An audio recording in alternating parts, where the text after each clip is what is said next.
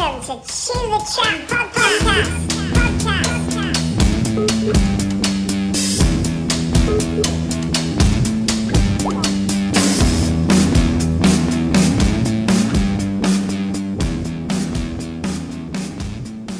Kind of got two dads, but then I haven't really got a dad. Yeah, as in because my biological dad's cool, I get on with him great, but there's been so much trauma, and we've grown up listening to your dad's this, your dad's that, and your mum's done this and your mum's, so you're like, you fucking, you know, you never know where you are. My stepdad's a great bloke, works away. He's just a fucking good guy who just kind of took 3 kids on, didn't want to get in the middle of it all, kept at a friendly distance, working away, not really kind of gooey daddy goo or anything like that. So he never got involved in terms of, he wasn't there enough anyway. He'd be 6-8 weeks away on a rig, come back for a week. He'd get his face chewed off by my mum. So we'd see that going on, you know. So I'd have my stepdad and my 2 little brothers in this new family structure.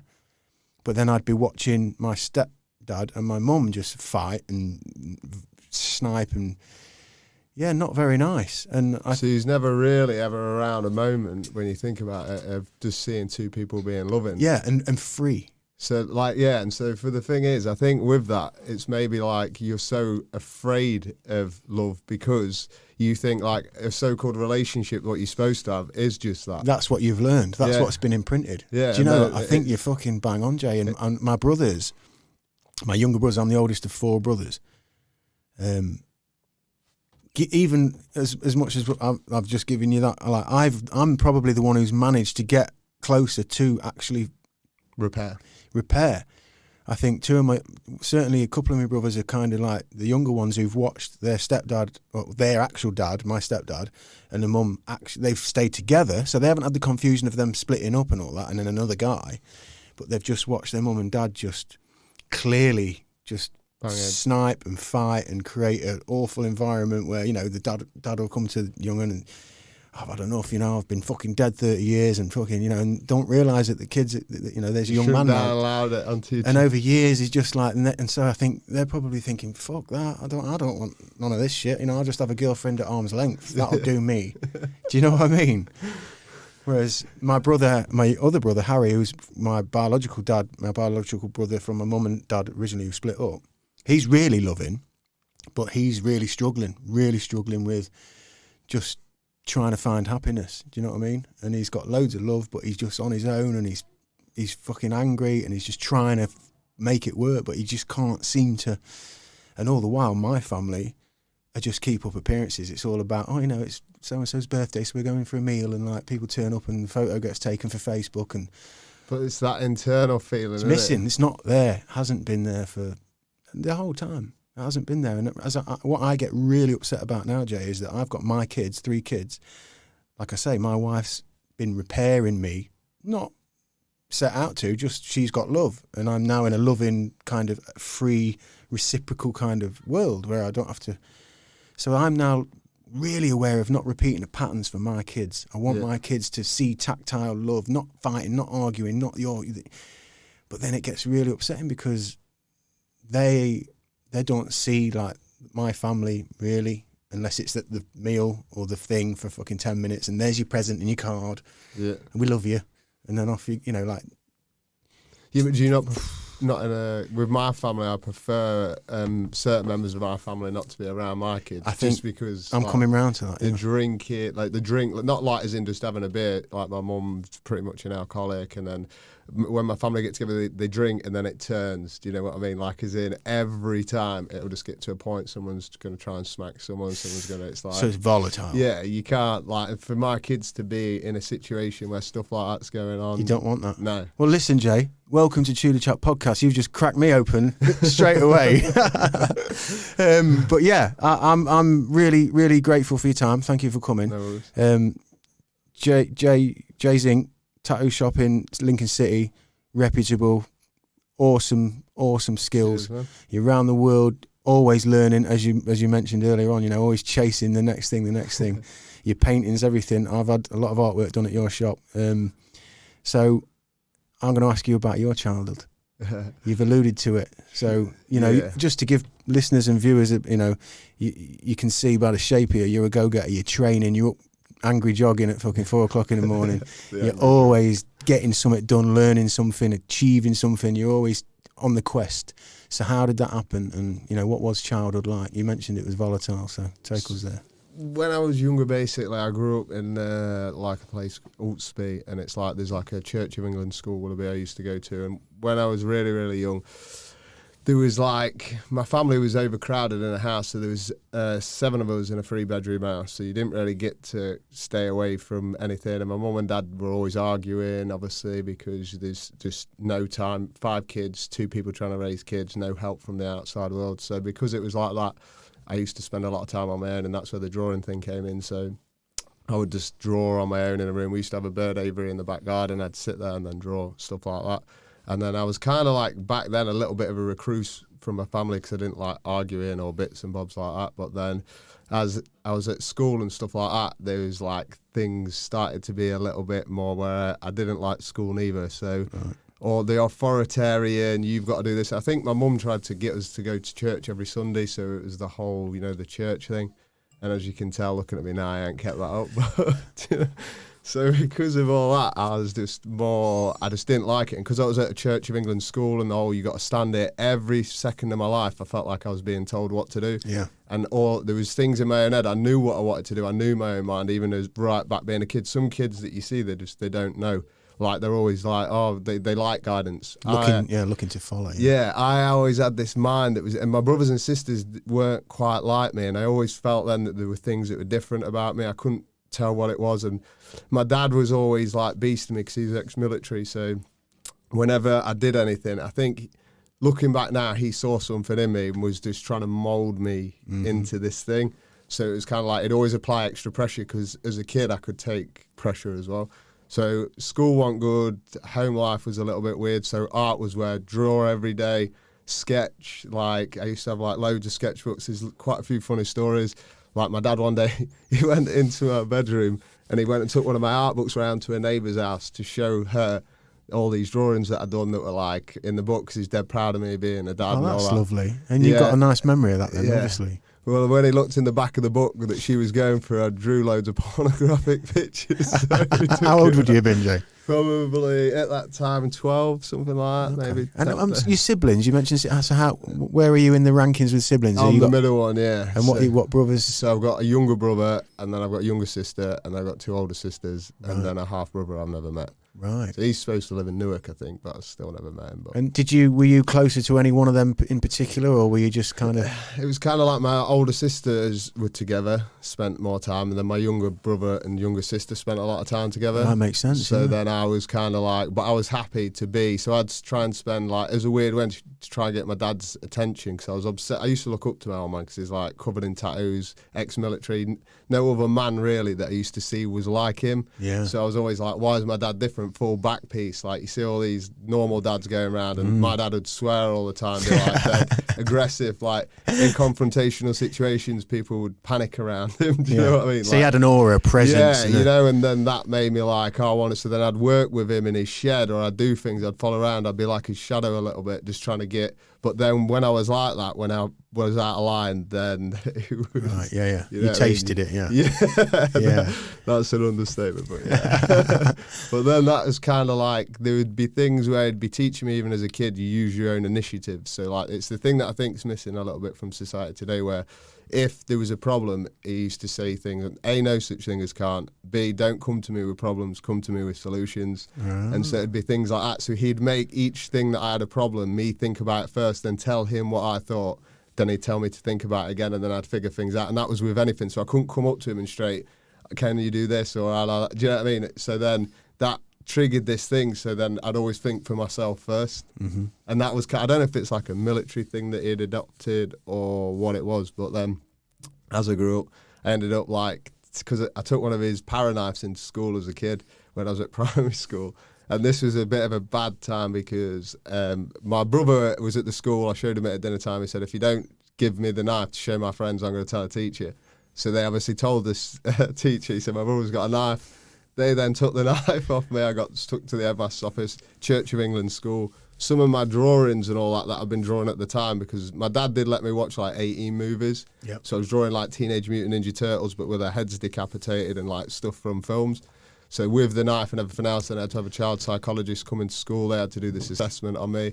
They were like saying, is the things wrong, blah, blah, blah, at home and all stuff like that. So then the headmaster used to give me extra lessons, or he'd monitor me, and he used to be Rusty Saunders, his name was. He was pretty good. That's a great name.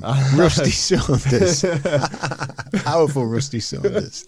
Well, I used to, because my artwork was good for my age, he'd like get me to draw and spend time, and then he'd like, I know he was probably assessing what things were like at home looking back now, but he would like, for instance, instead of having dinner break, when the play was on, he'd get me to draw all the background of the nativity play, and then be like downloading like my, trying to pick stuff out. Yeah. At the time I didn't realise what was going on, but when it came to the end of school and we left primary school, everybody left the class. He said, Jay, come here a minute, I just want to say something. So I was like, what's that? And I thought, oh God. And he goes, no doubt I'll end up reading about you in the paper, but I don't think he meant for good things. Right. I think that's what he's saying. So when I left, I was kind of like questioning. I asked my parents, and then my mum said, yeah, I don't think he would have meant something for good. So there was always that. I was always standing up against authority, never doing as I was told. Just if I wasn't doing art or training and they were forcing anything, I'd like assembly. I was like the instigator, it just, my head's just not like everybody else. And I've always realised that, if you get what I mean. And then school was just, then I got expelled from secondary school. That was like... What was the story for that? Well, it was a combination of a lot of stuff. So some of it was fighting, smoking back then, weed in school, stuff like that. I got suspended for that. I had a fight with this lad. So then because I'd hit this lad, and then, they just put me in isolation for a bit. So I drew all over the desk, got really, really mad, got caught drinking downtown by my mum, funnily enough. How did you get on with your mum then? My mum, she's like, I think she used to think I was a lot like my dad, and I think because in a way maybe I spent a lot of time with my dad, and I used to always defend my dad a bit. She was a bit like on top of me with stuff like that. So in that instance, she kind of like caught me downtown drinking alcohol. Said, you got two options. You go either home with your dad now, and your dad can sort this out with you, or you go to school. So I went to school, and then I got screwed. But then when I got home, she told my dad anyway. So I got you know what I mean? That whole, cheers, dad, thanks. Yeah. But my mum's like, her and my dad kind of split up, and then she started drinking every day. So she'd like get alcohol, start getting smashed, and then I used to like, because I'd smoke weed. At that time, I used to like, she caught me smoking weed but agreed not to tell my dad. And I was like thinking, Mum's cool actually, she's not going to tell my dad. Like, because my dad, because he was ex-military, anti-drugs. Anti-drugs completely. Would have absolutely. Did he like a drink? No, he stopped drinking. After he left the military, he had a couple of bad nights where he'd been out and there was violence, and then he just said no more, like, I'll never touch alcohol again. So the fact that my mum was drinking. But he'd had an accident, you see, when he was when I was 13, because I was working on a roof with him. He's an agriculture engineer, so I used to go to work with him every day during the 6 weeks holiday, just because obviously I was like a shadow. And then one day they said, Jay, you can't come into work today. And I said, why not? And he said, because health and safety have been reported that you've been on the roof. So he went to work anyway, and then I got, my mum was going off of her head, because I was like with my mate around his house that day, and she turned up in the car. She said, your dad's fell off the roof, and he fell 40 foot off this roof, landed on his head on solid concrete, was in intensive care for like 17 days. Fuck, man. So then, obviously, I went with him at hospital, and they were all like, your dad's going to die, he's probably going to be a vegetable, blah, blah, blah. So it messed the family up quite a bit. How old were you at that point, Joe? 13. So, yeah. And he's your idol. Yeah. He's your anchor in a kind everything, yeah. Like, I would have probably ended up roof, and whatever he had said, I would have done at that point. But after the accident, he had metal plates in his head. He became quite a lot aggressive, which is what they said. He made a full recovery, but just a bit more raged. But they said it's a side effect to the injury. And then, me and him kind of really clashed. My mum and dad started separating. My mum was drinking more. There was a funny incident where basically, I probably shouldn't even say this, but we'll see what after. But yeah. I was in the bath, and like I was smoking weed at the time, so I was smoking it out the bathroom window and having a cheeky spliff. So I said to my brother and everybody in the house, does anybody want the bathroom? Because I thought I'm going to lock the door, and they were all like, nah, yeah, you can go. We don't want the bathroom. But my dad had a suspicion that I was smoking weed, so he set this thing up with my brother, which I found out at a later date. So I'd had this spliff out the bathroom window. I was in the bath. I was like having a little bit of you know what lads do in the bath when they're having an extra clean, shall we say? Yes. And obviously, my old man then, my brother bangs on the door, open the door. And I think they thought I was smoking weed, but I wasn't. So I was like, Mike, to my brother, leave it. And then next thing, my dad came up the stairs, bosh, Through the door, open. yeah. I still had like a semi with like shampoo, should we say, everywhere. That my old man's just sparked me out in the thing. Oh, and then no. my brothers and sisters are all there in the hallway. They're looking, so I'm like sparked out, semi on. Just exposed to fuck as a young lad. You know what I mean? Yeah, and like, but the thing is, these are side effects of some of the accident because he wasn't as angry before the accident, but then because his head had gone, his relationship was breaking down. Loads of people in a small house, not any help from the outside world. So I understand it now as a kid, don't get me wrong.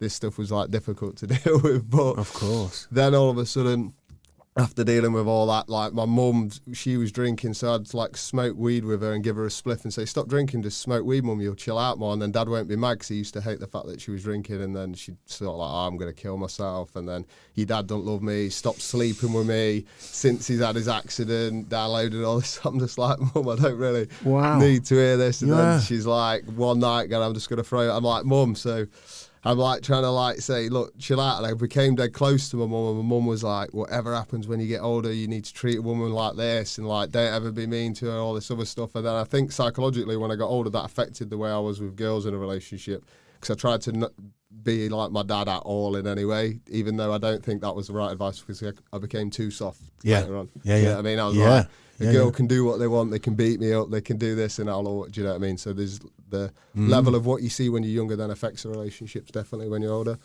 But from all that, then I ended up getting, So my old man, obviously dead against drugs, he said, I was at work one day because I just finished school, I think I was 16, I had a scooter working on the market. He said, come here, I found your weed. And I thought, he can't find my weed because like, I've got no weed in the house. So I drove back, I was working like at a cosmetic store selling makeup. Bricking it.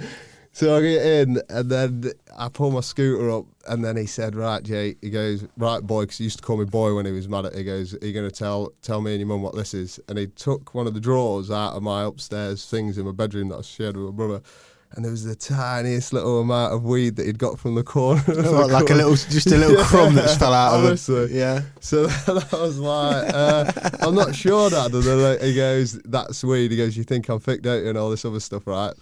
But then I was like, no, honestly, Dad, like, I said, I don't know. And I was like, it must be backy and all that lot, like that somebody's left around there. So I took my motorbike jacket off upstairs. And then my mum's like, oh my God. Now, bear in mind, my mum knew at this point that I smoked weed and I'd smoked weed with her. Yeah. So she's kind of like lying at this point. So she runs upstairs, my dad does, sorry, comes back down with my motorbike jacket. He goes, right then, boy, you're going to tell me and your mum what's in this. And then I'd left. This is how thick I was because I was young. In my motorbike jacket, I just took off. I had a backy tin that had weed in it.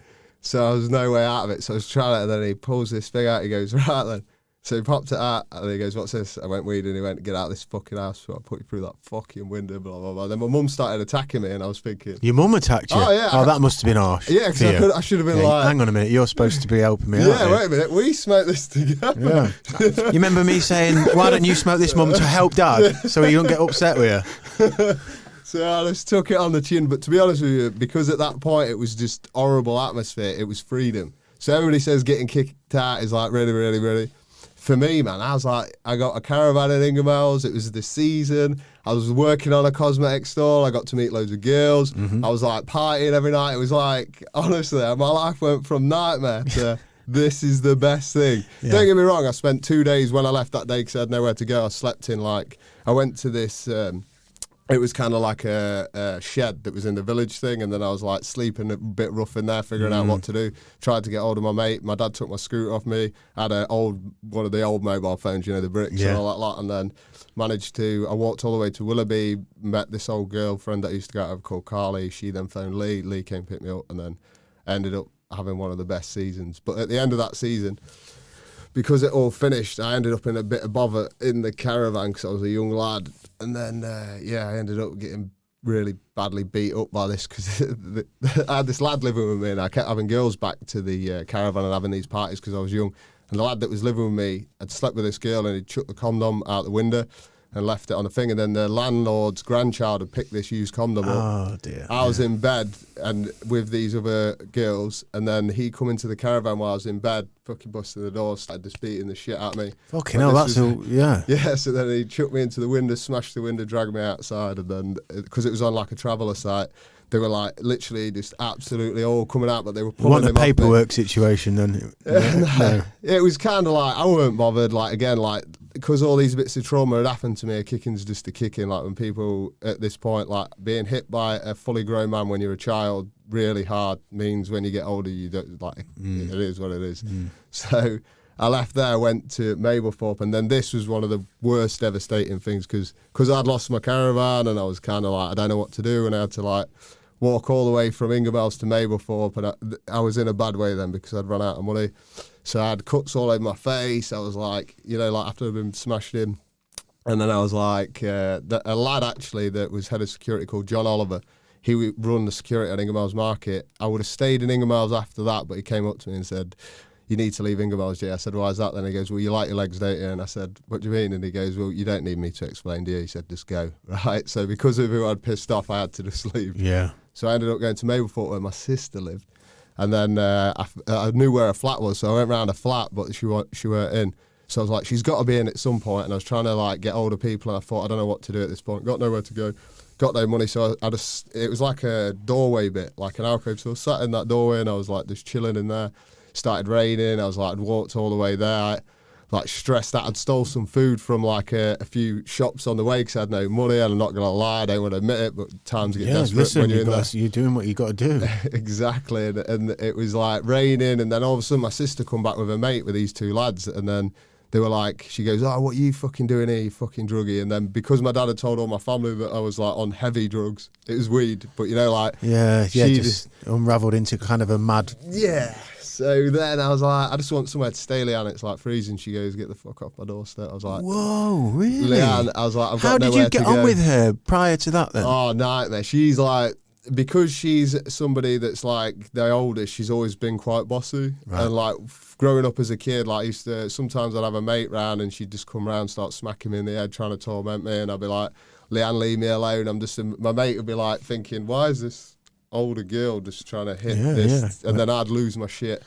Pick like the poker up or something, run out. She'd run out the thing. I put holes in the door. Then my mum would come in, kick the shit out of me, and fucking hell. So I just interject quickly because you fucking Jesus Christ. So I'm just trying to picture your family. Then was there? Do you have any memories like of like family? Was there family time? Did you ever have like, oh, we're all going? Oh, Dad said he's coming back on Friday, and we're all going to. Blah blah blah for a weekend, and we're going to go camping, or we're going to go and do this, or we're going to, you know. Do you ever have any memories of stuff like that, like being a family, and like being kind of like loving and stuff? There was good times. Like when it was good, my mum would make do that. That's one thing that I've always got to say. Like my mum, because they didn't have a lot of money. Then like my mum would bake. She was like a traditional woman. She'd be trying to work a job, and then she's got these 5 kids. And like I'm not gonna lie, I take my hat off to her. I wouldn't be able to do that, like, hands down.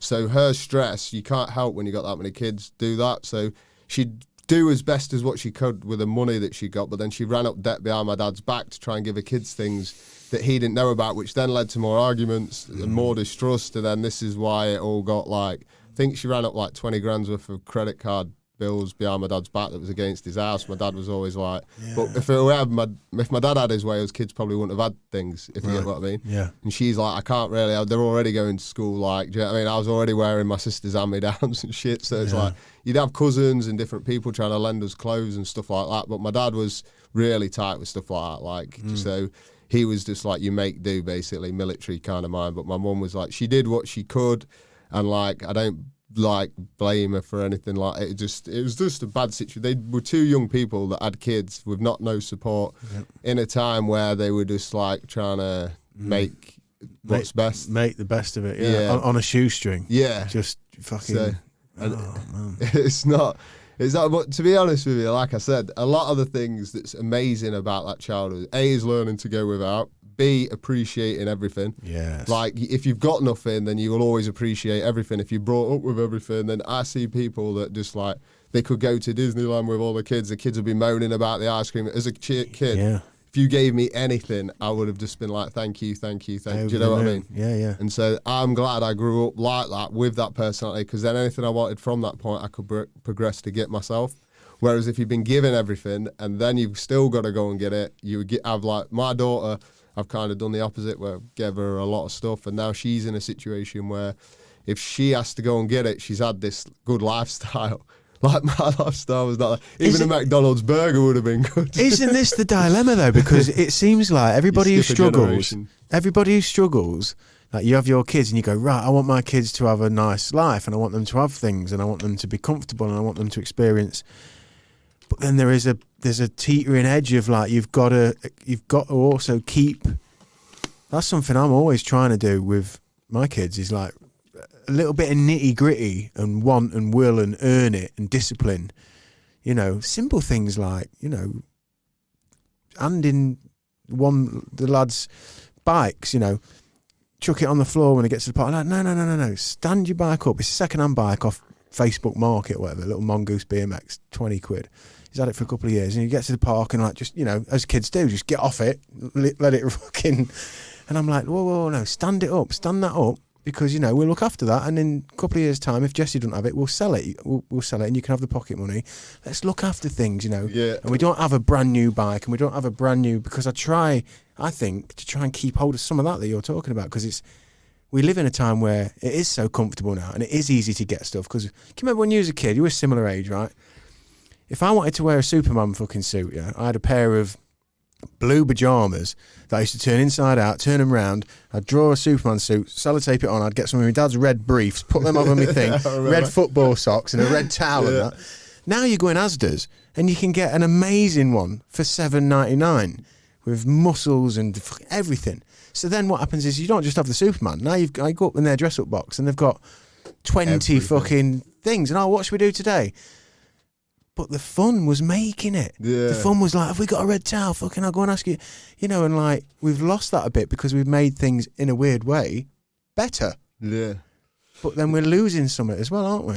Yeah, I think like the disposable society, when I was like going through hard times, I could never have a takeaway, for instance, and there was a Chinese where I used to live, and I remember like the first time I actually had a takeaway, which my mate's mum actually bought me when I was about 18, something like that. And 18? Yeah, so I had this like Chinese, and I was like, whoa, like I cannot, like... Keep it in the tray, keep it in the tray. Don't spill it. Did you know, like now though, when I actually look at like stuff like that, and you think, I can afford like touch wood and everything, I've worked hard, whatever, but I can afford food now, and I can never get that taste. And the taste comes from your subconscious as well, not just the fact that, for instance, run 10 miles without a drink, then drink that water and tell me if you drink water all day tomorrow, the final glass of water tastes the same as that glass. Do you know what I mean? Yeah, totally. Yeah. So when people go on about, oh, this doesn't taste very good, and you're in a restaurant and I look around and like, I have gone like days without food because like I've been in situations, and then I look at these people, or when I've took a girl on a date or whatever, and she's like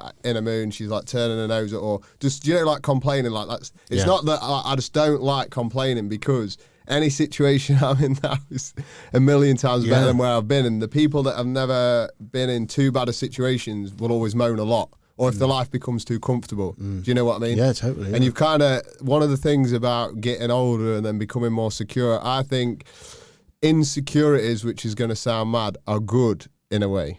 I'm 100% with you.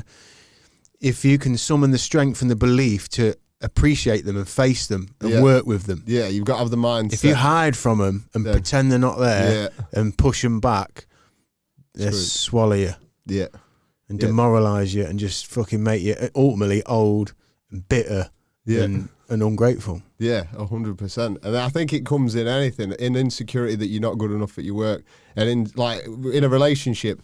If you're all of a sudden, you make your girlfriend feel secure all the time, which I'm a victim of, if you're trying to make them feel secure, or she's making you, if there's no threat around them that they could do this, you kind of start to take them for granted. Yeah. Because you're kind of like, oh, well, she's kind of like, not that she's mine or she's a possession, but she's always going to be there. Yeah. And sometimes, like, a big shake up in your life, making you, like, she might not be there tomorrow. Even the realisation that next year your missus could, or one of your kids get terminally ill and not be there, because you'll take them for granted up until the point. And that's kind of like why I honestly think that taking an easy road or having an easy life or having the things that we think that we want, we don't actually want. Because if you have them, it's kind of like, I don't know, like I did loads of traveling one year and I went all over. I think I went to 13 countries in 1 year. And if I was to say to you now, next year you're going to go to 13 countries in 1 year, that's anybody would be like, well, that's amazing. Jesus Christ, yeah. Like, you've got to think, and one of them times was for a month within that year. But believe you me, right, I found myself, come November time, I was complaining to the girl that worked in my studio, saying that I'm getting so stressed, I'm always on planes, I'm at the airport. Could you imagine saying that? Like, do you know what I mean?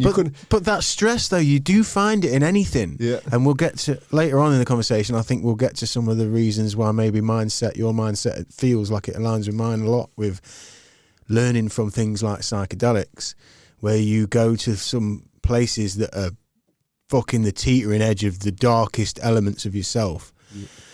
And when you work through them and you come back and you realise, whoa, you know, like, learning in those stressful moments, like there is no bliss, there is no nirvana, there is no like thing like society tells us that we're all like getting the best grades to get the best job to get the best thing to eventually fucking live when you're 60.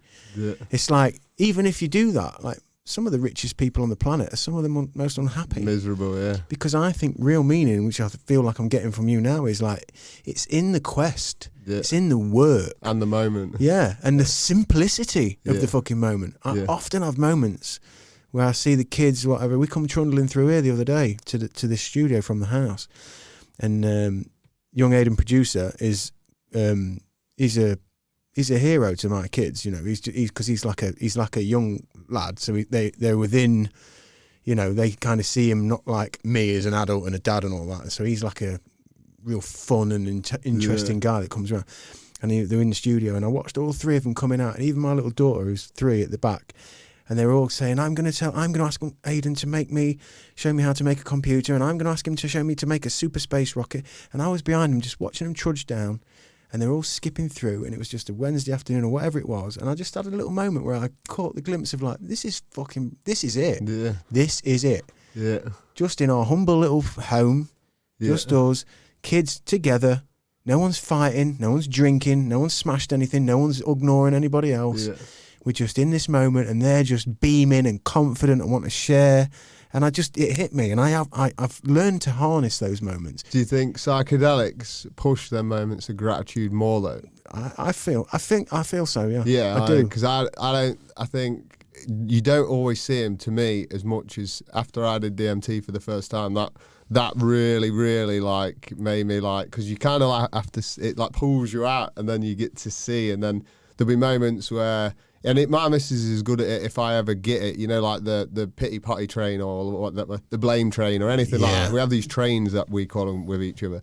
And if all of a sudden it's like, this is, then it's kind of like we don't physically slap, but we're kind of like, you can recognise when it's going on. And if you know that within each other, then it's kind of, it helps the other one to say, and I'll say it to her, she'll say it to me, she'll be like, Jay, look at where, and it's kind of the pattern's developing. I can see the pattern's coming back. Yeah, and then that helps. But the one thing that I've realised all this years later, even after DMT, is my mind, I have to have like a lucid mind. Like, it's like, I've read loads of stuff on it. It's kind of like some people they like the routine, and I need routine and structure in my life, but then I kind of like having breaks of just nothing, as in some of the most peaceful that I've ever been, because of having responsibility as a kid, that some of the traumas growing up. I set my business up when I was 23 years old.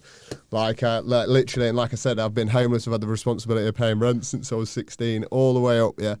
So all of a sudden, I went backpacking when I was like 24 in Asia, and when, for the first time in my life, because I had my daughter by then as well, I had a moment where it's like I just booked a flight and went. I didn't even have a hotel, but just sporadically just said, throw caution to the wind, we are off. And like obviously to a lot of people, because they like the routine, or if they're not knowing, it was scary as hell, wasn't it? Oh yeah, but that was it's like the rewarding thing. It was the same as getting kicked out. Do you know what I mean? Yeah. And then when I was like that, and then I was like, whoa, I'm free. I don't have to answer. I ain't got to worry about bills. For this period of time, I can just go with the flow. And there's a thing, and it's like a Taoist belief. It's like the moment, which is like what you was saying before, is for me to be fully happy at times, I have to like go away and just get in the moment. But sometimes I have to get away from my routine and go to a completely different, it could be in the UK anywhere, it could be whatever, but also just not having anything planned. Because my missus, I love her to pieces. She's a planner. She'll plan what we're having for breakfast down to what time. She has like a list. She loves it. Like I get that, and that's how you get things done, and I completely respect it, and it's everything else. She's amazing at it. But she will try like what I call a Thomas Cook holiday, or where when we've got time off, she'll have to plan that as well. And for me, just let it be. Yeah, like if I'm away, I don't want nobody telling me what to do, how to, and it's like the same thing as being a skid. I have to have a lucid, free mind, like, and that's how I am happy. Whereas other people, like I said, they would want to go on like a cruise ship. To me, would be my worst nightmare. Trapped. Yeah, your meals at this. The cabaret's starting. Fuck it, it was on last night at the same fucking time. You got it, haven't you? So there's a thing like lucid dreaming. You can live a lucid life, and like a way that like I've been trying to help my missus get into this is, say if you like get a pair of dice, and then if you, for instance, try rolling a pair of dice and chancing every decision you're going to make that day onto fate. So say me and you are here now, we're going to go, right, we're going to try and be a bit lucid.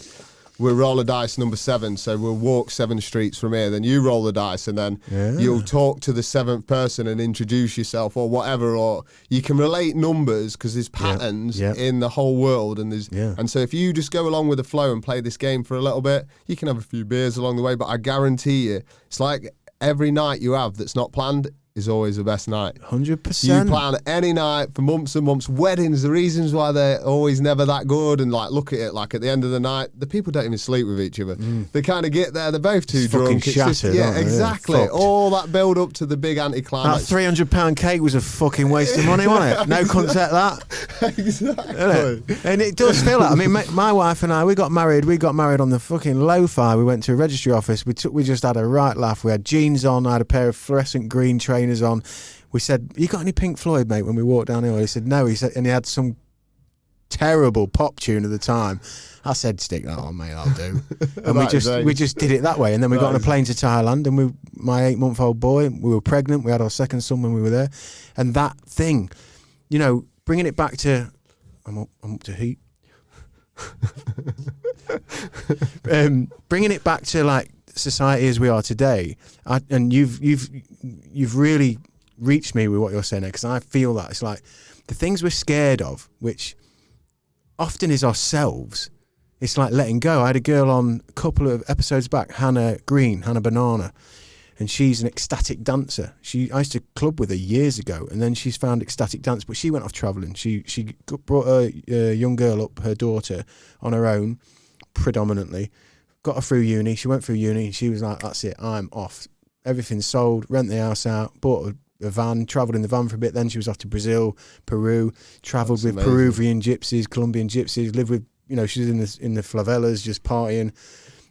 And the same thing that I recognise that I'm feeling from you, and I've felt from you when I met you in the shop, and other people that I think through having my personal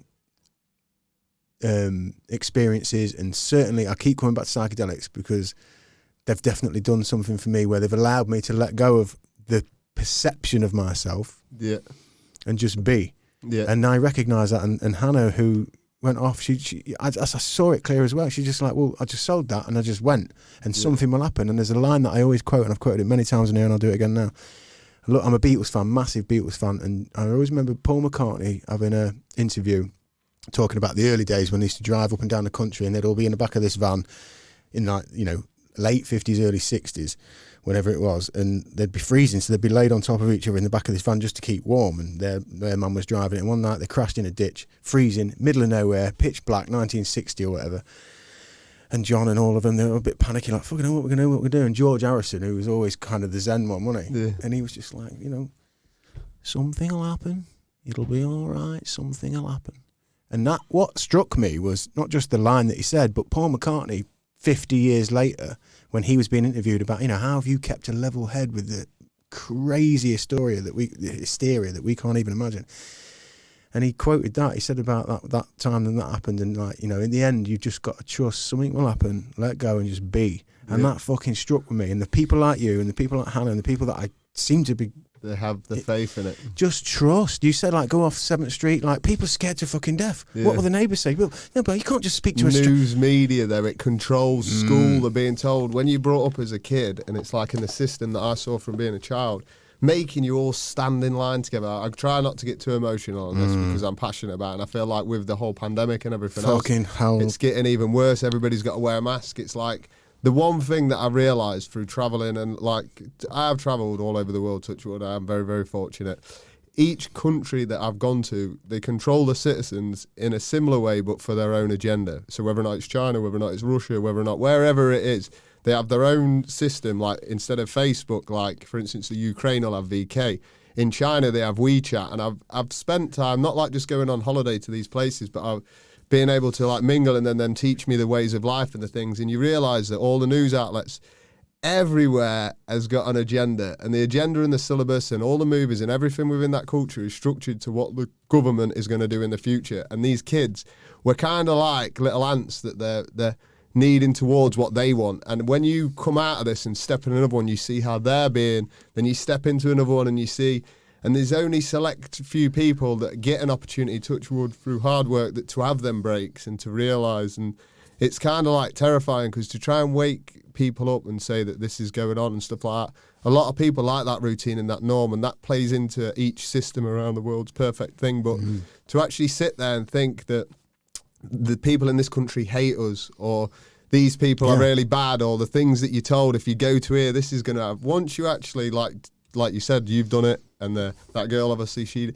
once you go in and then you meet these people, they are no different to us. It doesn't matter what religion, whatever. You might see the media saying this, that, and the other, but you can pretty much go anywhere. And as long as you go there with a good energy, smiling, being happy, that's all people want. You're all going to be greeted back the same. You go around there frowning, angry, like what do you think you're going to get? What you project is what comes back to you. So it's one of them things where the fear mongering in that is keeping us boxed in at houses. The fact that they're reducing travel now, all of it.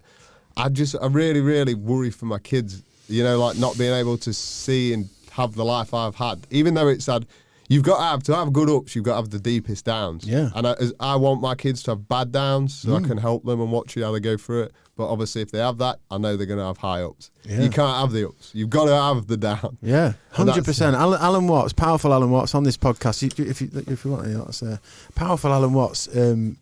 Always another thing stuck with me. Real simple. Without darkness, the stars, they do not shine. You can't see them. Like he's just like so many simplistic. Just like, you know, and he laughs. He just chuckles his way through how simple it really is. Yeah. If you can get down to the raw material of yourself, and you've nailed it there with media, the way we are. And I just did a podcast with a guy called Darren G. It's a big podcast. He's a Liverpool lad, and it's gone viral for us, and it's kind of put us on the map, and things are moving, and I'm ever so grateful to him. And not dissimilar to you, actually, his kind of background, you know, volatile, big, busy house, you know, a lot going on, trauma. But he was saying as well, like, you know, if we don't own ourselves, if we don't believe in ourselves and take responsibility for ourselves, we just get sucked into the system and sucked into the status quo of everything. And then the pressure that comes with that is like, well, you don't want to, you know, be the only one in the street who's not wearing the mask or whatever. And even though you might feel it, and this is something I'm feeling now with the kids. I mean, you mentioned the kids at school. They weren't allowed to, one of my little boys, he's only 6, they're only like year 2. It was someone's birthday. They weren't allowed to sing happy birthday. The kids in their little bubbles, they were not allowed to sing happy birthday. Like they would normally go, it's Darren's birthday, let's sing happy birthday to Darren, and they'd all sing it. And this time the computer sang it, and then they sort of go, happy birthday, you know, they go around one by one and like, you know, happy birthday, Darren.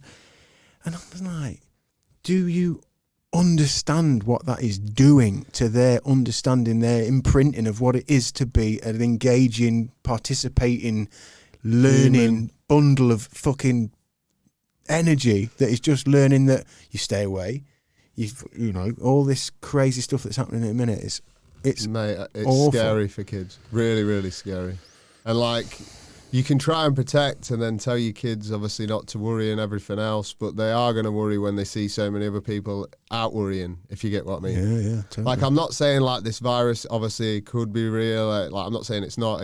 I don't know. I'm not 100%. I don't know enough about it to state it, but the one thing that I do know is if it is this bad, then it's like I've never known a virus that will decide like it's okay not to go into a restaurant where there's more people, but I'm going to go on a bus. Or do you know what I mean? Like it's the first virus I've ever known that like has these special locations that can and can't go. So if this is as bad as what it is, the way that they've handled it with what rules they say, what you can and can't do, and how it's all got so confusing, that's why I think there's so many questions, which is why so many people are doubting what's going on. And it's kind of like, to me, like I'm a big believer in like my body. If I get ill or cut myself, I would like, if I felt a virus, I only use tablets when I get really, really desperate. Or if I feel like I've got the flu, I will probably try not to go to the doctors. It's just like old fashioned. My dad was military. That's the way he raised me.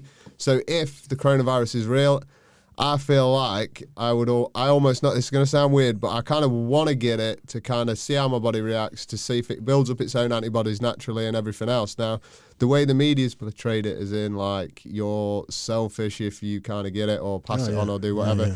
It feels like there's some sort of bribery going on within the media, as in like if they bring out a vaccination for it, which obviously eventually is going to come, you should have the choice to take a vaccination. I think 100% the same as it's your body. Ways about it. Your body is connected to the earth and it's made up of everything around it. So if something becomes compulsory, then that's when this whole thing will become more relevant to me and like make me, do you know what I mean, get more anxious. But at the minute, I don't know if that's the thing, but it feels like you're going to be bribed into taking the vaccination for your freedom and liberty. Yeah, exactly that. That's what like scares me. Like you can travel if you've had this, you can go into a pub if you've had this. But the way I see it is if I don't want the vaccination, say I stay in and agree to have a year indoors while they get the vaccination out, that's it. So everybody else can have it. Then if they've all had it, what's the problem with me coming out and not having it? Because I'm the only one that's going to get it then, aren't I? And that's my stance. I just don't think... Except you're probably not going to get it, Jay, because you've got a positive mindset. You're actively looking after yourself in terms of physicality. You train, you're working on relationships, you're working on yourself, you use introspection, you're trying to be a better version of yourself, you're trying to take responsibility for yourself. This might be a bit woo to some listeners, but I believe this wholeheartedly. You know, if you are lucky enough to stay out of the hands of like debilitating disease, you know, things that we do know that like, you know, have got solid history that can, you know, get you, for instance. If you're lucky enough to stay outside of that and you live by a positive mindset and you look after yourself and you're healthy and you watch what you eat and you're just mindful of like and grateful to be a healthy human being, that goes such a long way to like not being caught out because you convince yourself. You end up being a victim to this thing because you're just imprinted with it. So then you become it. You hear it, you are it. Yeah. Do you know what I mean? And it's not, I don't think it's a coincidence, you know, that this thing that we're in now, like you allude to, the moral kind of obligation that's being pushed on us. Yeah.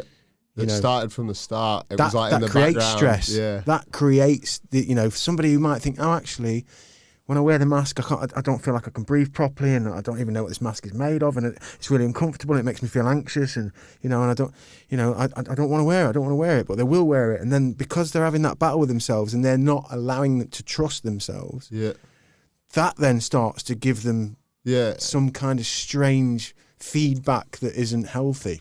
Well, I think like your one thing through doing psychedelics and everything, that like learning to listen to, you got a voice inside your head. Most people have two as well, funnily enough. But you know, like this voice, if you actually listen to it, it's giving you answers and there's like a gut feeling. But then after I did DMT and I smoked it for the first time, the feelings that you get inside, like your gut feeling, becomes stronger and more connected with the things around you. And it's kind of like that gut feeling is how I feel like we're connected to the earth. And I think that listening and being able to understand that gut feeling is, and you should always go off that gut feeling, because I feel like whatever's there is giving you that the same way as Google gives you an answer through the internet or anything else. It's just Google in a way, and the internet as it's growing, that's trying to take away your subconscious.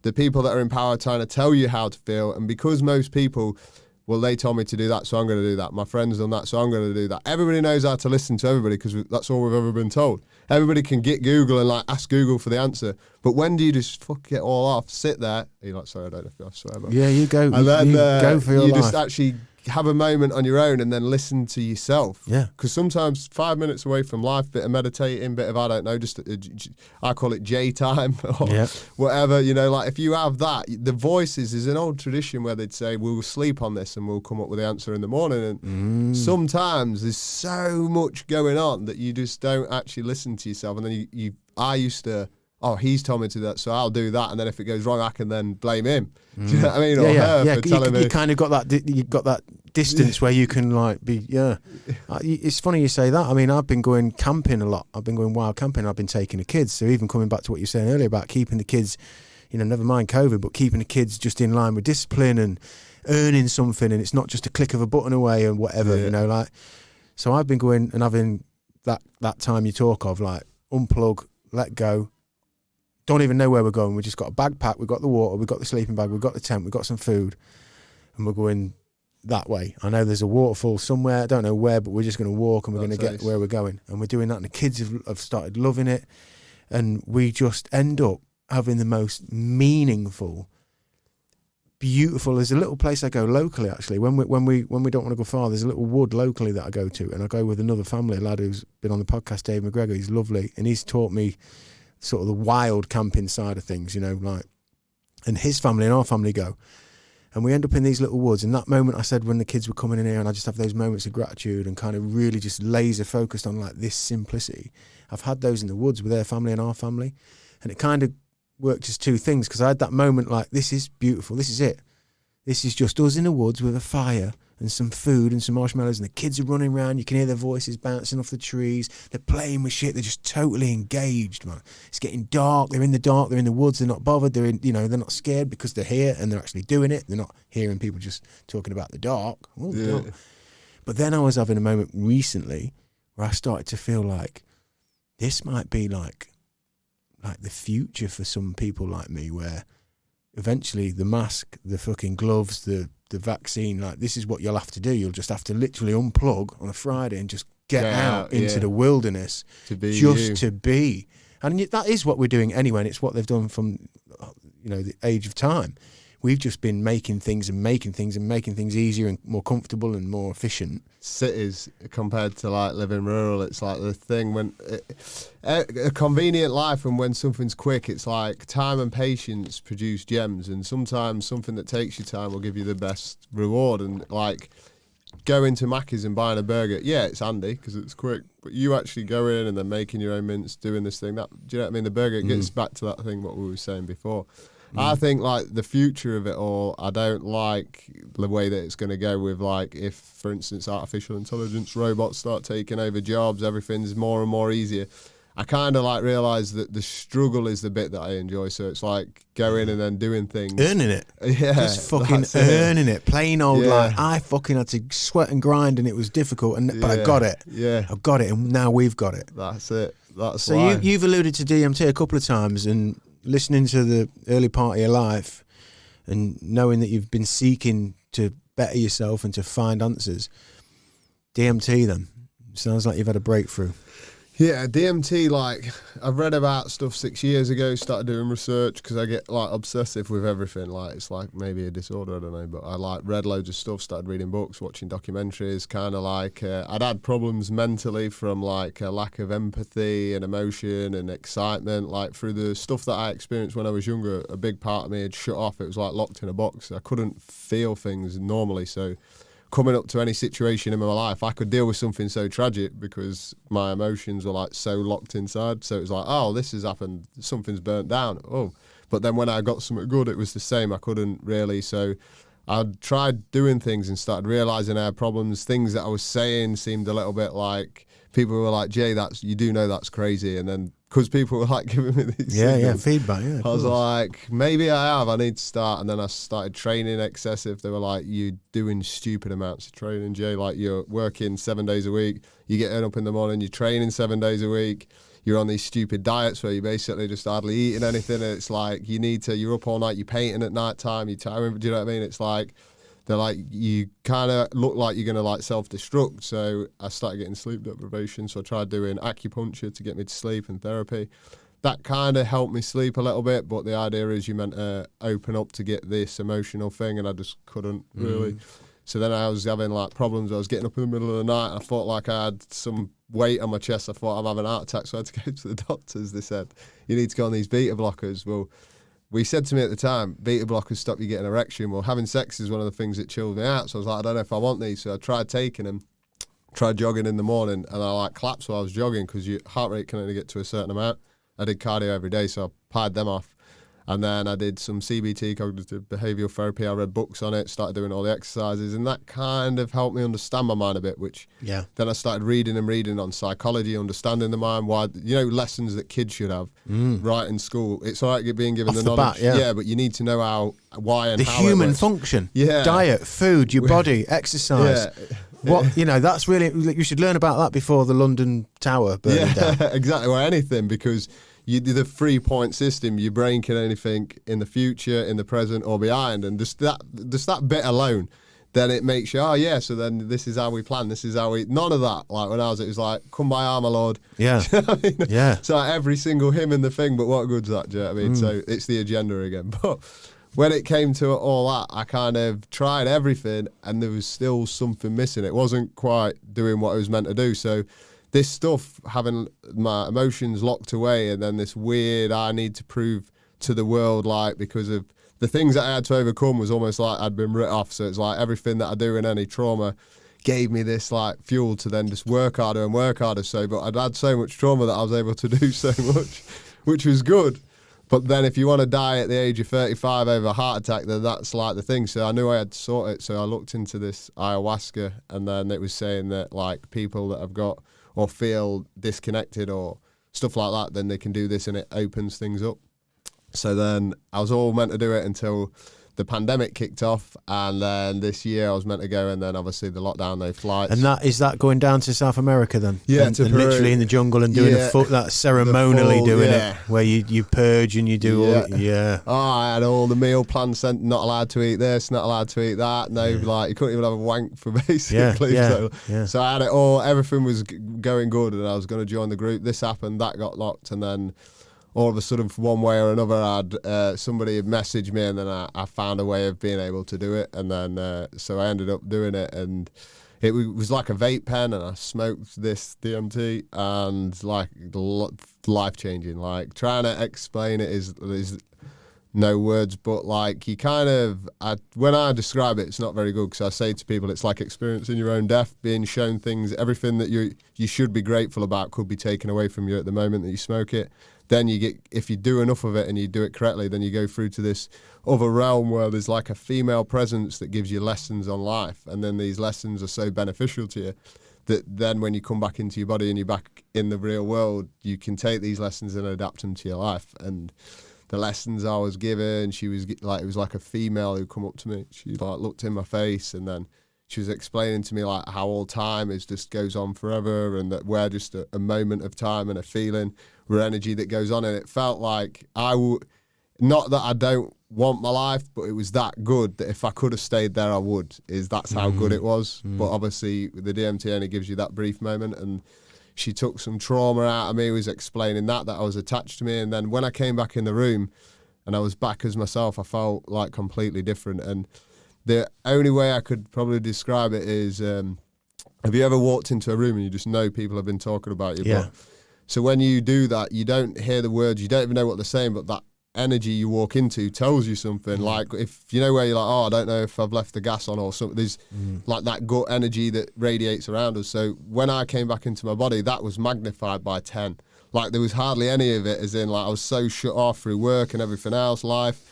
There wasn't any radiation to any to pick up the energy. And so my missus was like in the room at the time. She was like going, "Are you all right, Jay?" Trying to ask me as I coming back into my body. Now I could feel, it sounds weird, but it's not like you're telepathic, but it's kind of like you can feel what they're feeling that strong. You know what they're thinking.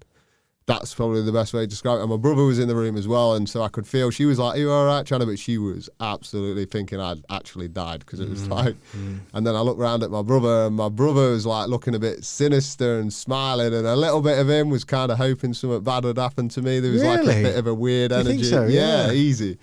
And then all of a sudden we come back into the room, and then I sat up, and then I was like, wow, and everything And you obviously not meant to do it that many times. I think I did it 6 times the first time. The first time you went 6 times in. 6 and times how long in. were you? I mean, for viewers, for listeners, DMT. I mean, when you have a breakthrough experience, you can be anywhere between 10, 20, 15, 20 minutes. 20 minutes. Yeah. But it feels like longer than that. When Fucking you're hell, in it feels like 8 lifetimes. yeah, it's crazy.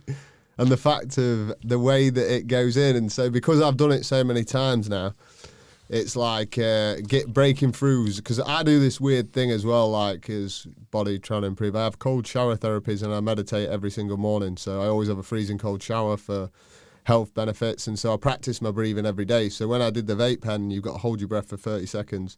Me being able to break through because I practiced my breathing was easy. But if you're not very good or you don't know, or because of the harshness of the throat, it's quite hard for some people to get there, if you know what I mean. Yeah, yeah. So what I would do is I wouldn't recommend, because only ever do it if you want to do it or you're into it or you've done your own research. But I would definitely think it's probably the best experience other than my kids being born.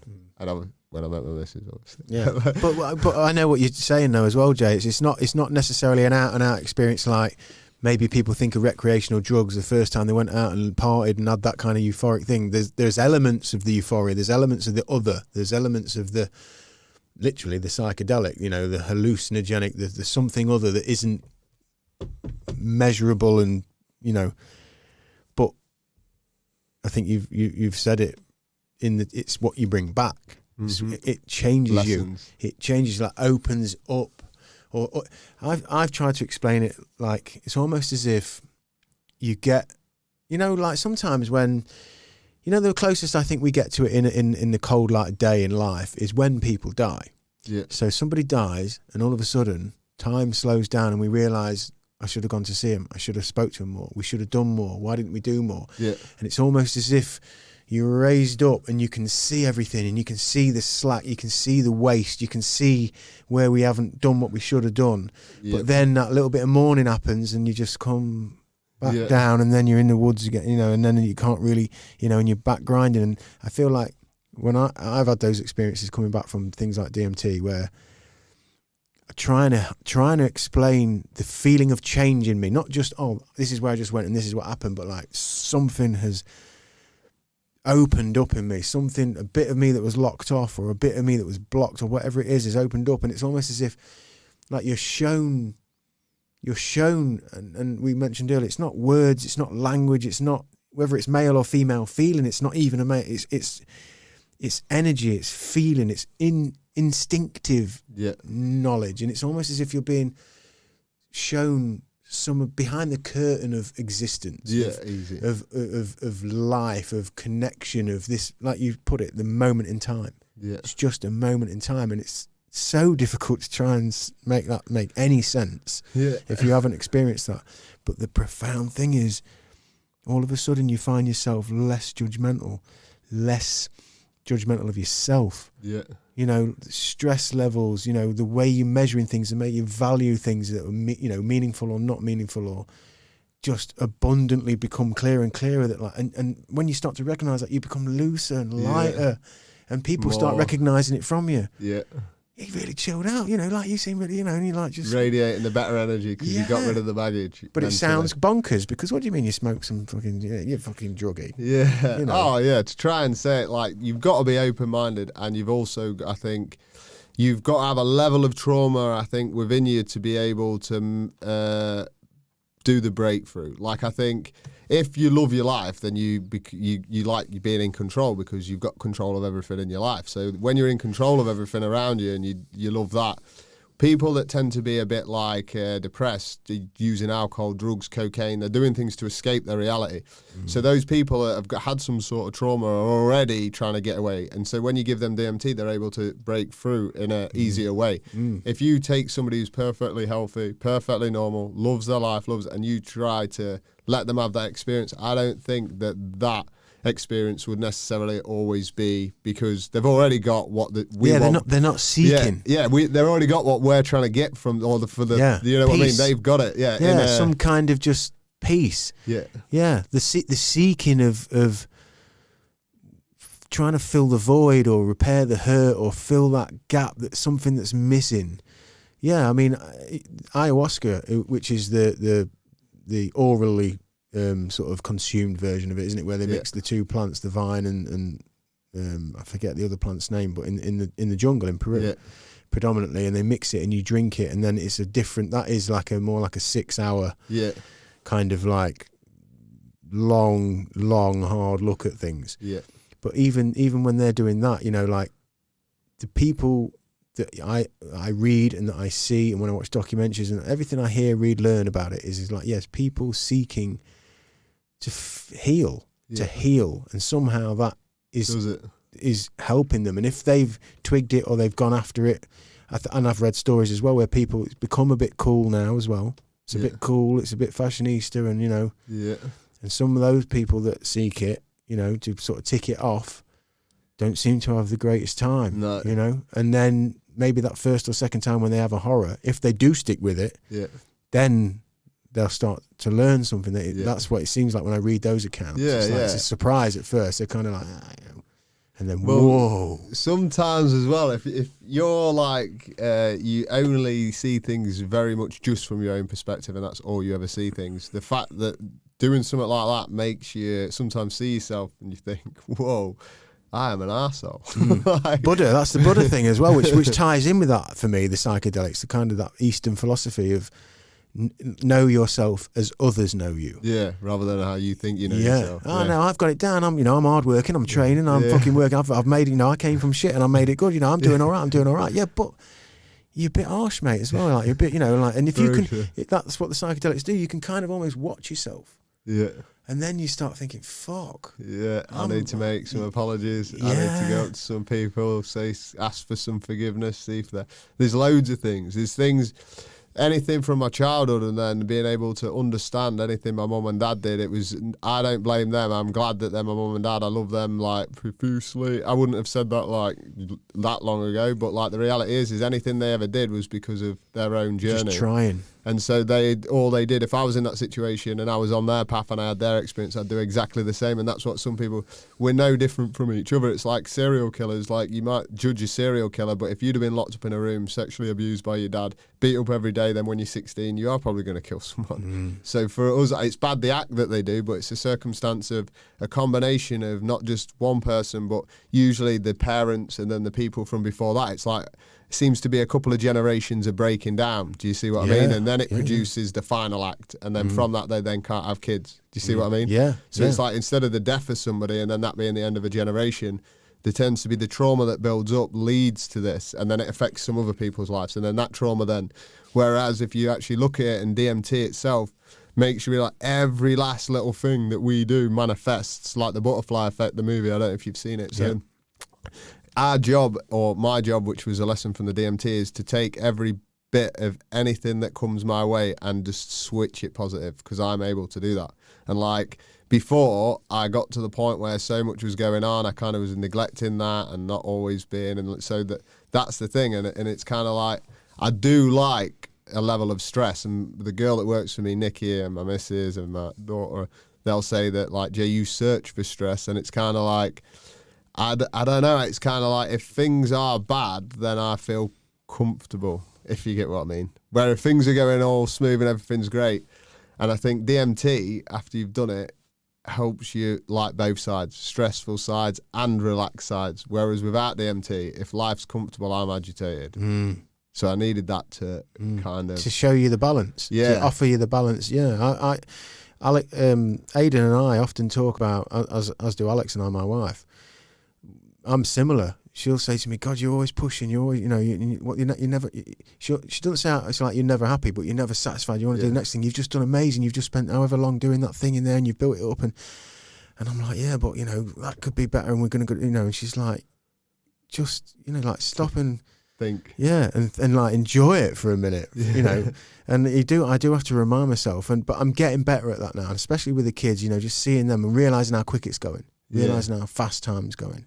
Crazy. Do you know what I mean? My daughter's 15 now, like this year, so Jesus. And it's like, I remember changing her shitty nappy and like, it's like, she gives me advice. It's like crazy. Like I brought her up and she's just at the point now where it's like anything that like I'll have a conversation because I've made her aware of society. I've took her to loads of places and I've even like got her involved, taught her about DMT because I honestly think DMT and her understanding the level of control through schools and everything else, that if they're aware of it with the internet, then it's kind of like not a superpower, but it's something that kids really need to know. Because if they do just go along to the system, then they'll just be that. Do you know what I mean? Disregard anything that's just not the normal. Yeah, just not in that mainstream sort of narrow, rigid, locked-in structure. Yeah. I've got exactly the same policy with my little kids. You know, like even now, there's things that you know, most parents would frown upon in the way that Alex and I sort of talk to them, expose them to. You know, there would, if you were to read a headline or see a picture or whatever, people, you know, there'd be issues. But we have that policy of like, we try and expose them. Like they're going to go, and especially now, kids have got phones at God knows whatever age. They're going to find everything at some point. It might be behind the bike sheds, it might be down the field, it might be, you know, so we just find the moments, you know, through culture, which is often good, through films and stuff. We'll watch films, something might happen in a film, a storyline, and it might be, when I was a kid, it'd be like, right, turn this off, because no. Whereas I'll say, look, you know, I'm not talking about gore or violence or stuff, but I'm talking about human experience, you know. Yeah. And I might pause it and say, look, this, what's happening here, guys, you know, and I'll get down on their level and I'll, you know, engage them and I'll explain to them the actual scenario of what's happening. Yeah. And try and offer it to them in a way that they can break down. Yeah. And then we'll go again in the film, and it might be we pause again, and then I'll come back to it, you know, and we'll just find it naturally, because I don't ever want to feel like we're just on them. Yeah. But I can see it in them that, like, their worldliness is opening up, their awareness and their confidence, coming back to what we said earlier about belief in yourself. Yeah. No, I feel like this, so I'm going to do this. Yeah. But in balance, because we're with them and we're encouraging that. We're encouraging them to be, because we're not scared of being the odd ones out in the street, you know, who everybody else goes, oh my God, you know, that you know, because that's fine. Hi, Mrs. Brown, how you doing? Yeah. You know, I know, you know, you think I'm a crazy tattoo dude who just is all, you know, unconventional. That's fine, we are, but we're nice. And, you know, if you loosen up a bit, you'd be all right. You wouldn't have to, because you're the one carrying the weird energy about me. Yeah. Because you've got this picture of me that you've made up in your head because I'm different looking, or I'm doing it different to you. So then you're carrying this weird weight. Where if, you know, if we just actually engaged, you might not do it the way I do it, but you'd realise, oh no, he's actually all right. Sound. They're just all right people, and they just want the best, and that comes, doesn't it? I think it's the generation as well a little bit. But when it comes to parenting, like with my daughter, like luckily through tattooing, one of the things my old man drilled into me as a kid, he always says, you listen to people who are older than you. You just, no matter what, you just respect them. Like, respect elders. So I've always had, growing up, anybody who, the oldest man in the room I'd listen to the most. Do you know what I mean? It doesn't matter if he's road sweeper, whatever. It's just, to me, it's about his situation could have been whatever. You don't know looking or judging what his clothes, but he'll teach you more. Yeah. So I'd kind of like, I've always had that attitude, and some of the parents that I listened to and stuff like that are the best parents, I think, when I got older. I took on their parenting strategy when it comes to like my daughter Faith. So I think being a parent, you're an observer and you're a helper, but you're definitely not a controller. And there's a level when it comes to parental where they take too much control. So with my daughter as guidance, I've to get her to trust me and like me and understand me as a person and me like her, I always say, because you know as a dad, you'll tell her 2 outcomes. So when she comes up to a challenge, you say, if you do this, this is going to happen. But if you do this, this will happen.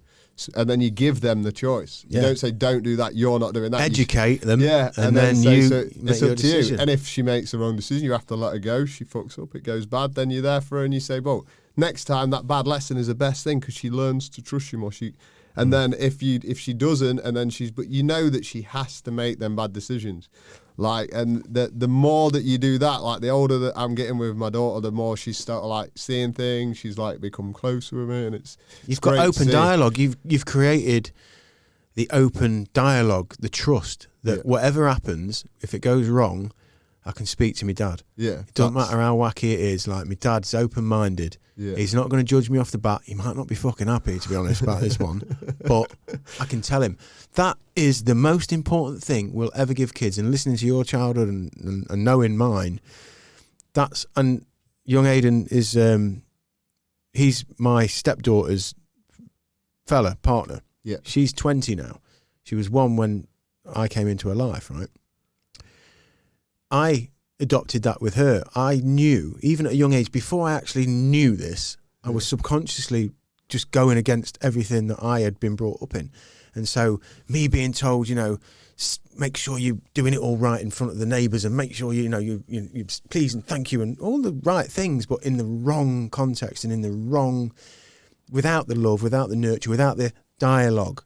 I could never go to my mum and speak about anything. No. And as I got older, she's like, you never speak to me, you never tell me anything, and we'd be fighting, and where you going, you know, and well, the damage is done because we have never shared anything. Moments, yeah. So when I was bringing up my stepdaughter in the time that I was in her life, I was so aware of just making sure the dialogue was open. There's nothing that you're going to do that I can be spooked by, you know. It's, as you've said, if we do it 3, 4, 5 times, then yeah, we're going to be like wondering why we're repeating the pattern because we've learned the lesson. Yeah. But you can't expect kids to not fucking dick off and smoke behind a bike shed and fuck off and nick this and do that. It's going to happen. Yeah. I know that's going to happen. Yeah. So I'll talk to you as a 5-year-old and go, you know, when you're 10, you're going to be a little bugger and this will probably happen. What, Daddy? I won't do that. I said, well, you might. You know, and it's already... Well, that's like school and parenting. That's what fueled that internally for me, which is why I thought it was different. If they said, right, all line up here, I was the kid. Every other kid would probably stand there. I would be the kid, like, just doing what the hell I wanted. I see it in my sons as well a little bit, like, trying to get them. And I encourage it, and it's like, you shouldn't really, everybody's like, but no, like, let them be free, use their imagination. Imagination is creativity. Your imagination as a kid is the thing that helps you. It's more beneficial than anything. So when they're saying, stop playing, but write this off a board, in order for you to see in the future, you need to imagine. Like, I'm a creative person. I imagine a painting and I can see it. I imagine the tattoo where I can see it. So I have to imagine for it to, and any professor, somebody that's trying to invent something, it's imagination. So the knowledge that you chuck in while they're a kid, let their imagination get as wild as possible, because then when they're older, that's what will give them the things that will. So when we're in the way that we are now and everything's going the way that it is, it's just... Oh, it upsets me, Jay, badly. Yeah. It upsets me badly because we are just thumping out that. And again, you fucking nail it, because adults who seem to be able to still have a sense of humour and find the time to be joyful, it's they're, what was the saying I hear? It's like they're the children who hung on to their imagination. Yeah. You know, like by being creative, and like when you're doing your painting or whatever it is, you know, I might write a song or whatever, pick a guitar up, get on a piano. I can't play the piano, but I can make a noise on it. But if I get on that piano and just sit there and just tinkle, that 45 minutes, and I might hit something that's, and then I start building it, and I can imagine that 45 minutes that I'm gone is just that soul food. Yeah. You know, easy. It's soul food, and I see my kids doing it now.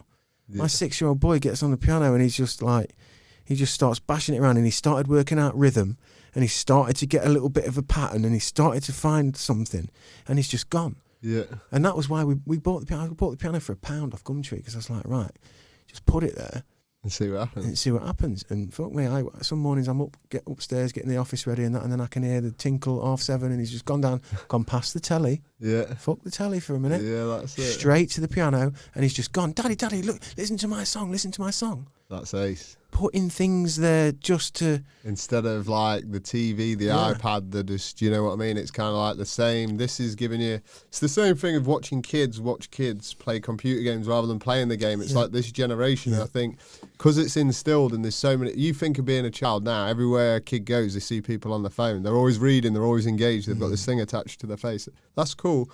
But then it's kind of like when I was in China, they had like you couldn't bring a phone to a table, and they had like this weird ceremony thing. And the reason they have that is like when you're kind of like at a tea and you only have small cups in China, the reason they do that is because I was like English people, you know what I mean? Like why everybody does a big mug, that's stupid. But we're the stupid ones because each person has to take it in turns pouring the drink. And when you do that, they pour the drink and you tap your fingers on the table. That means thank you. And because your drink's going to be gone quick and you're all taking it in turns, it means you're all engaged with the conversation. You're all paying attention. And then I was like, so there's meaning behind it.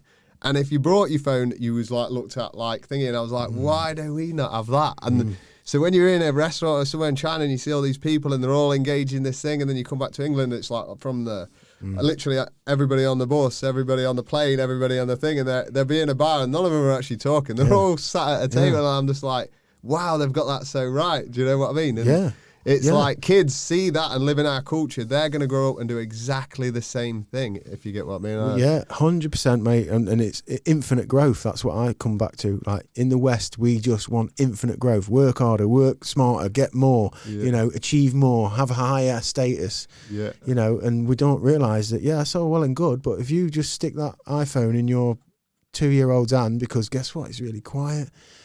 I get a breather. This is really cool. You know, he loves it. He's doing a maths game. He's doing a maths game on it. It's like, well, yeah, that's great, but not really. What's really happening is he's being hypnotised and he's not downloading fields, trees, people, different smells. He's just there. You know, I was at the park just the other day and had another one of these epiphanies, although it was one of these, it wasn't so much a joyful one. It was just the kids are on the park, my kids are on the park running around. I'm chasing them around, and then my lad, the piano lad, got on the swing, 2 swings, and he's 6, and there was a girl next to him on the swing, sweet little thing, about 4, and she's just like this, just with not swinging or anything, and my boy was swinging back and forth, and you know, and I've talked about this a lot on this podcast. I'm not judging this. This is me, I think anybody who's got this far in a conversation can understand. We're people trying to understand the environment, to adapt, to try and be as healthy and as understood as we can about it. And I'm looking, and I feel for this girl, because the people who are putting the phones in, that not aware of this, because they probably haven't read a book about DMT. They're probably, you know, just not aware of things like how China congregate drinking tea. This is what we do. Well, we're always told our culture's right, and China's always told their culture's right, and I think that has the bigger thing. So it's kind of like tribal. Very exactly. And it's I think sometimes maybe the people that are running each country should probably have to travel the world themselves first, from every country. Well, here's one then. I'll trump that. Everybody who wants to go into running anything at that level, at state level, at country level, at world level, ought to do psychedelic. Oh, easy. Ought to go off like Donald Trump, before he gets that job, should, like we used to as ancient times, when you would take a position of, you know, respect, or, you know, you would do a ceremony, you would you whether it be psychedelics or just facing the people, and you know, in this modern day, I've heard it said, I think Graham Hancock said it before.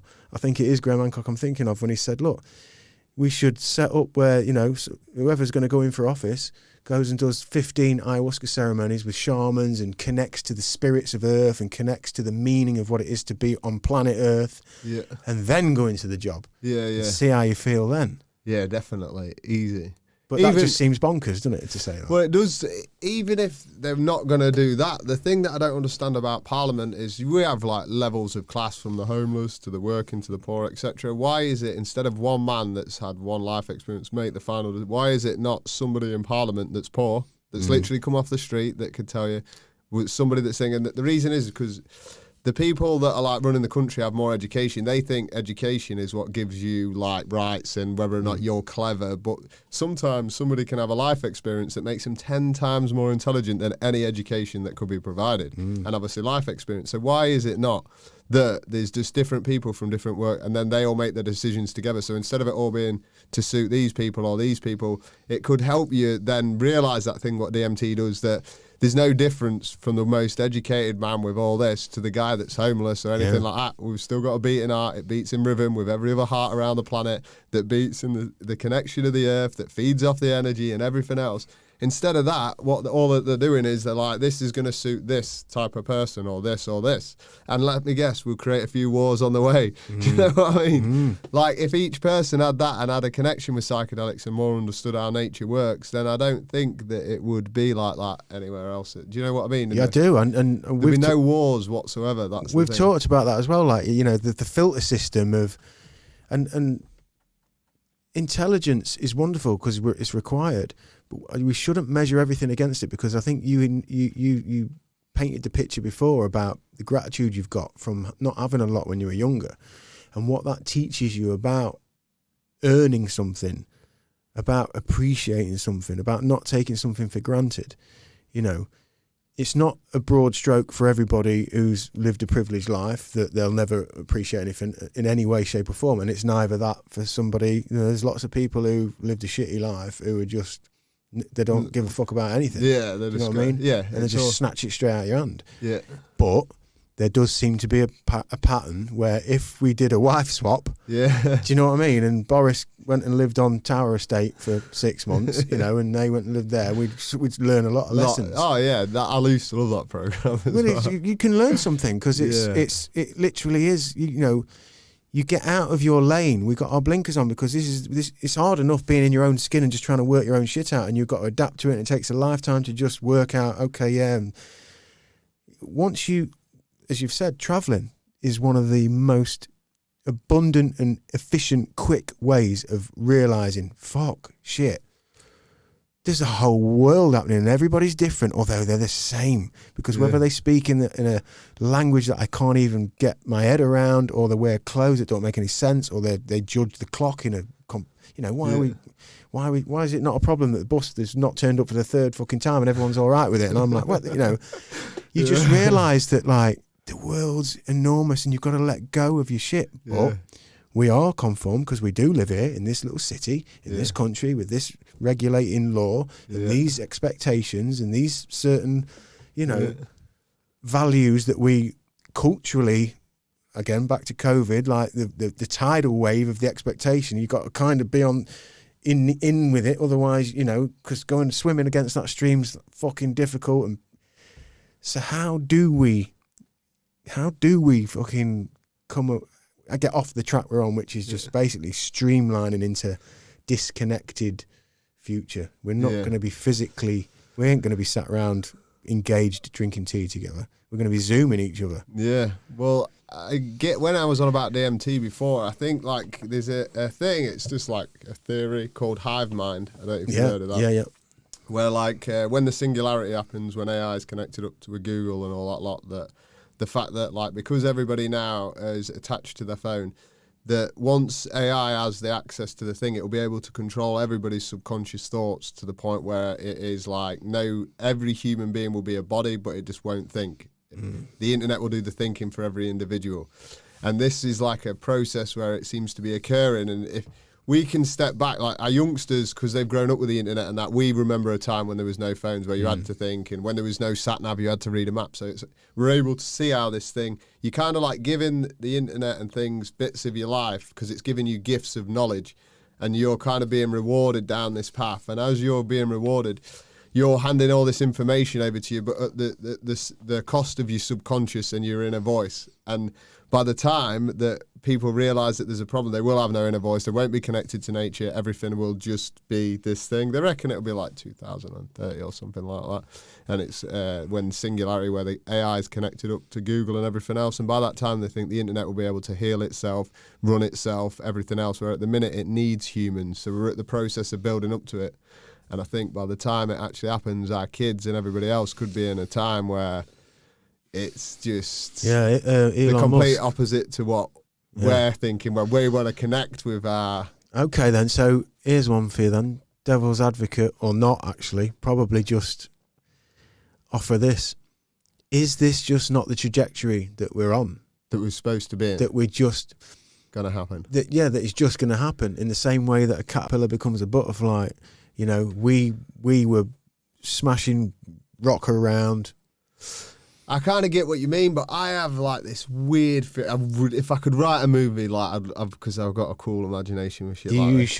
You will write a movie, I'm sure, at some point. But do you know, like, say with the Roswell incident, I think like during that time from being a kid, I remember when we was younger, the rate at what technology, they say due to the internet and everything else, that's why obviously technology's developed this fast. But I kind of think that something landed on Earth at that time, and then the technology was actually the alien. So if you try and think about it like this, if you think of like technology itself, say the birth of the internet and everything else, that's kind of become this virus and this plague that's attached to every single human being. It's multiplied, and it's now seems to be attached to everybody's being, like a virus, like a fungus, if you think of the phone. And now this technology is building itself within our society. So we always thought of an alien being like, I don't know, this big-eyed little dwarf, but nobody ever actually thought that it could just be technology itself. Yeah. Do you know what I Doesn't mean? have to be a little being. Yeah, does it doesn't have to be a being. It could be a bit of metal that's done this thing and created and multiplied, kind of like the Transformer effect. And if it was a movie, I think it would be amazing, because you'd see how, and then you could do the end of it with a singularity where all of a sudden every human becomes like an ant.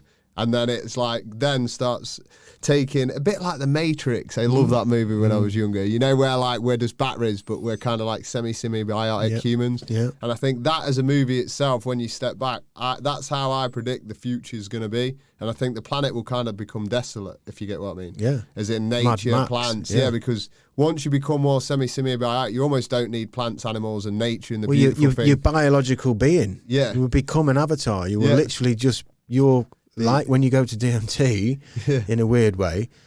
I mean, in Avatar, I think they depict that really well. Amazing. They depict that amazingly, where that body goes in there, gets in that chamber, knows where he's going, goes off to the place, and then he's in the dream state. He's in that place, but it's a thoroughly lived experience. Yeah. Have you read Brave New World, Aldous Huxley? No, but I kind of... 1932, Aidan, was it? Brave New World? 1932, and he was a famous intellectual and writer, but he became sort of famous later on for his psychedelics, and he wrote Islands, which was one of his last things I think he did, and he wrote some, I think he had his partner inject him with LSD on his deathbed, so he knew he was dying and he wanted to pass through that way. Yeah. But he wrote Brave New World in 1932, and I don't know if this is correct. Yeah, Brave New World. It was published in 32, yeah. I believe that he actually taught George Orwell as well for a little time. Oh, yeah. Who did 1984. I think he was actually... I think he taught him. I'm not sure. But yeah, that's it there. Yeah, he depicts pretty much what you've just said. Yeah. In 1932, he writes about this, you know. Yeah, I think we can all see it coming, and the more that your subconscious is taken over, that's why everybody's got that empty. There's loads of suicides going on at the minute, and it seems like, for me, like the fact that you can't really talk now, this whole grassing your neighbour in, if all of a sudden, and it's kind of like, it seems like society is turning in on itself. Look at the Black Lives Matter issue already. Yeah. For me, on the internet, I feel like these groups, or it's like whoever's controlling it, the tech giants, are sending out these things to test different things in different countries to see how people are reacting. And it's almost like by the time that the AI itself, or the internet, will know exactly how to control people in such a way that it will be able to get people to do whatever it wants in any... Do you see what I mean? Yeah, the algorithms are kind of... like the pro... yeah, and this, again, with Darren, we kind of got into this a little bit, and like, what I wonder at this point is, and this is what I was getting at a moment ago about saying, you know, is this not the trajectory that we're on? Because why are we doing this? How are we doing it? Who is doing it? Is it just us? Is it... I often say it in a way like, I don't believe there's 5 old boys in a pyramid, you know, that want to take over the world, and they're putting out a master plan and, you know, giving out certain information. Yeah. I often feel like it's like a distorted imbalance of like people who've got the big companies leading that, you know, in that field, you know, for instance, Silicon Valley, everybody's charging forward to get the new technology, and that new technology is going to lead to this, but the top 2 or 3 companies are sort of moving towards it, and we're trying to get in front of each other, and then someone makes it and he gets it, and it's Elon Musk with, as you mentioned, that I think it's Neuralink, is it? Oh, Neuralink, yeah. You know, which is basically, that's going to be the thing, isn't it? That will download us. So then Bill Gates is now, you know, he's the vaccine. He sees that the digital future's in the vaccine, because, so then, but I don't think them two are meeting in a, you know, at fucking Bohemian Grove and like, you know, burning effigies. I just think that the quest to be the best, to get the thing, to go to the unknown is happening in all these different areas, and it's all pushing us towards greed and more. Yeah. And it feels like, and now more than ever, obviously big companies, the Amazons, all these big blue chip tech companies, it used to be that banking cartels were like, you know, the Rothschilds and the Rockefellers were like running things from behind the scenes, because that's for the... Now it's like they've surpassed that. It's like these blue chip companies with smiley Jeff Bezos at the fucking opening of the whatever, and he's a lovely guy, I'm sure, but the money... I read a stat somewhere the other day, you might have to check this, Aidan.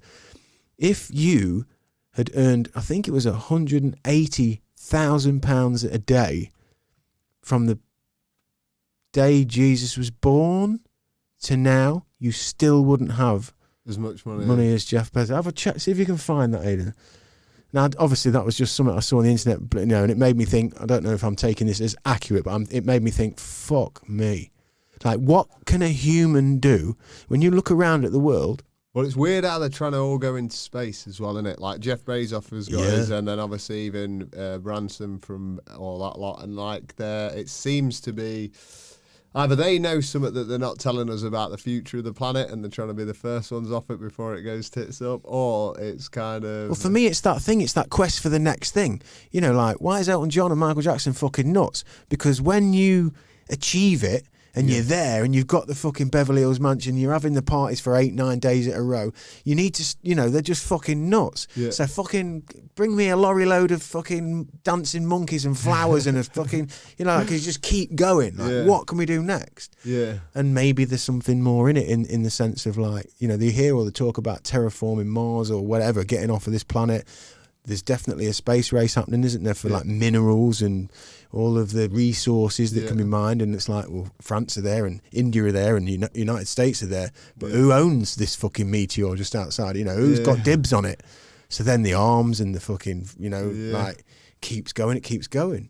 That's why I feel like it's just what we're doing. It's like we are becoming a different thing. We're becoming a machine. We're just... How we become interplanetarial, like bacteria that travels the universe in a way, innit? It's like the process of that, and like in order to travel, because the body's no good in space anyway, if we become semi-biotic once we're in space, we don't need our bodies because we've just got our mind and heart, so we can float around. And it's just fucking... We don't even need oxygen in a way. It gets cut and that, and it's heavy, and it gets dehydrated, and it's like an old boot. Yeah. You know what I mean? You don't wear them old football boots. You wear these new slick fucking lightweight things that are like, don't even feel real. What is that? Have you kicked a football?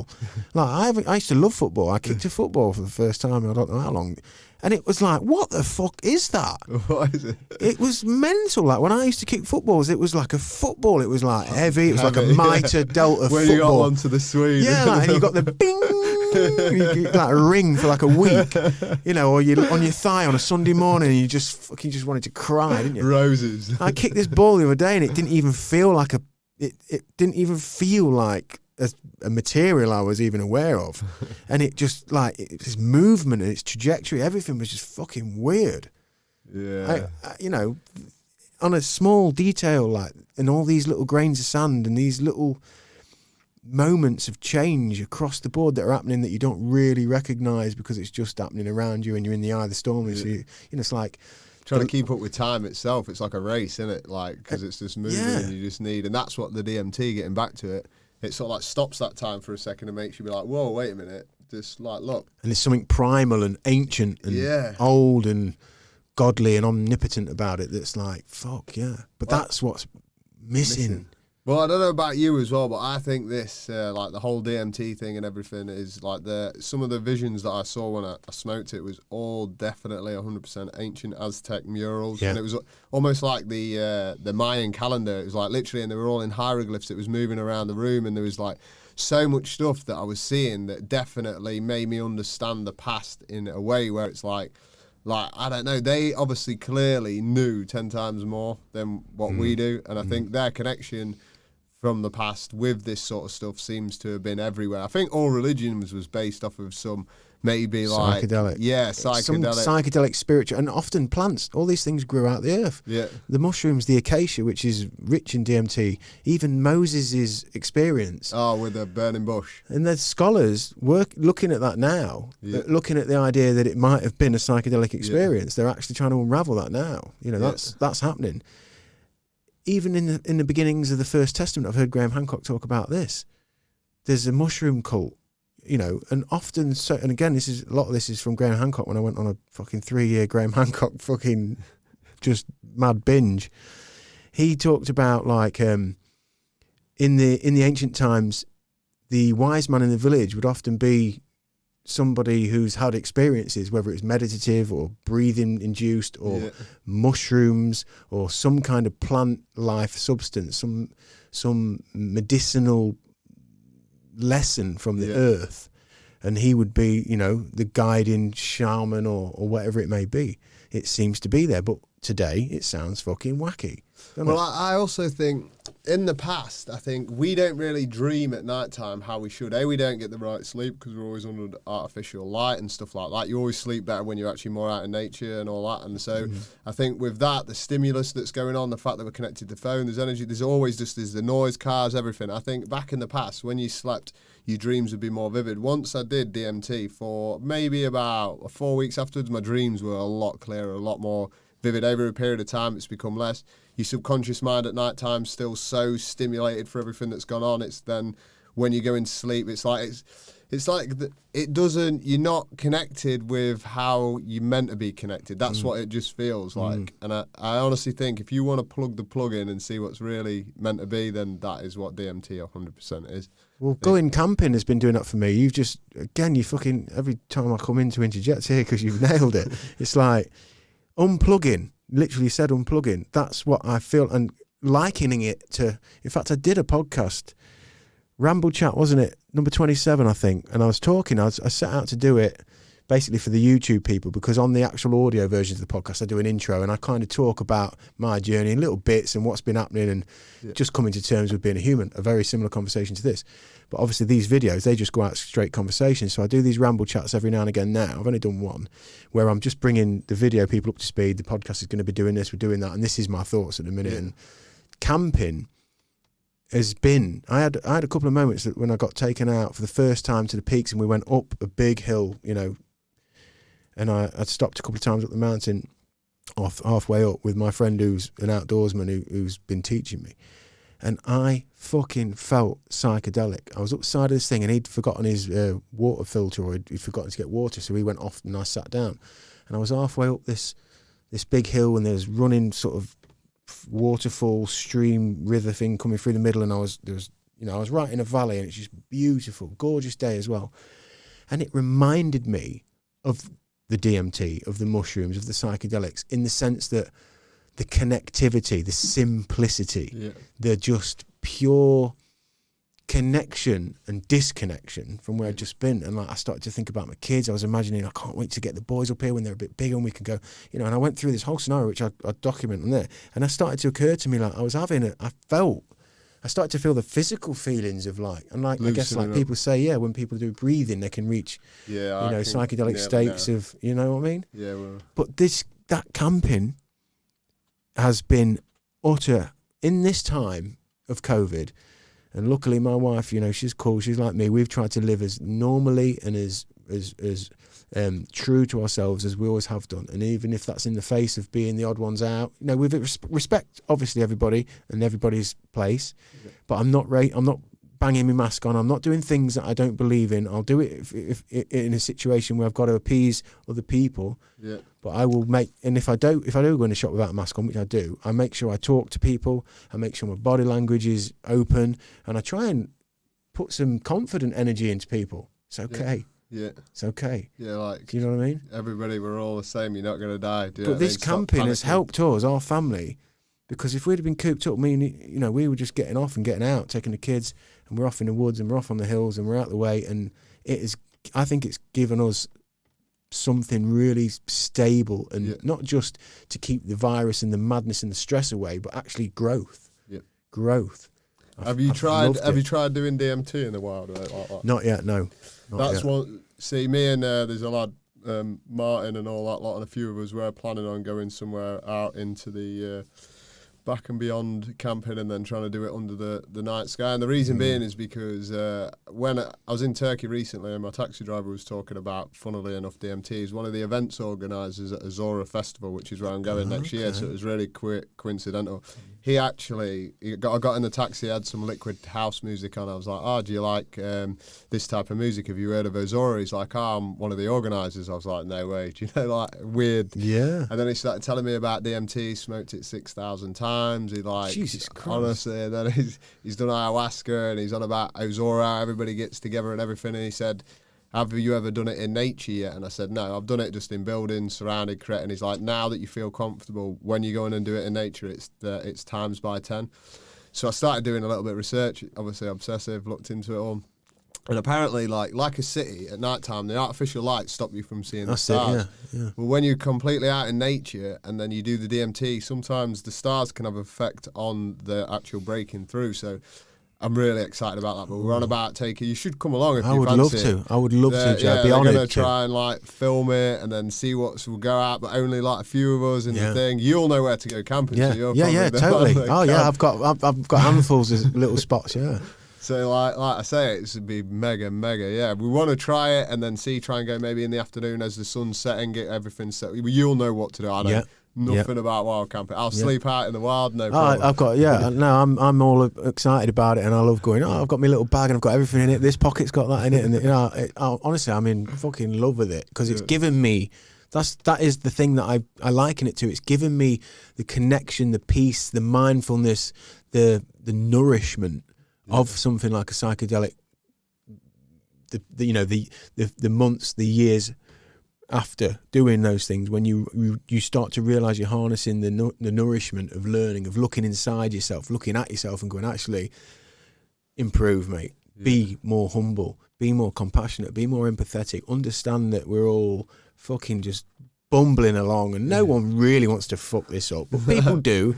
And don't let the stress bring you down, and don't carry this stress for them either. Don't be hating on people because this and that and the other. Like, understand that there's nothing we can do. All we can do is be as open and as positive. And you said again earlier, switch everything to a positive where you can. You have bad days, you have days where you're human beings, man. Yeah. But there's something happens when you make that click, when that thing happens in there, and you just realise, I can't control all this shit. All I can do is just be as open and as true to myself as I can, and whatever it is, you go first in the fucking. I was in the shop the other day, an old boy in the shop, and I was behind him in the queue, and he was panicking a bit. He must have been probably 80 odd, and his card won't work. £6 on like some tea bags and a whatever, yeah.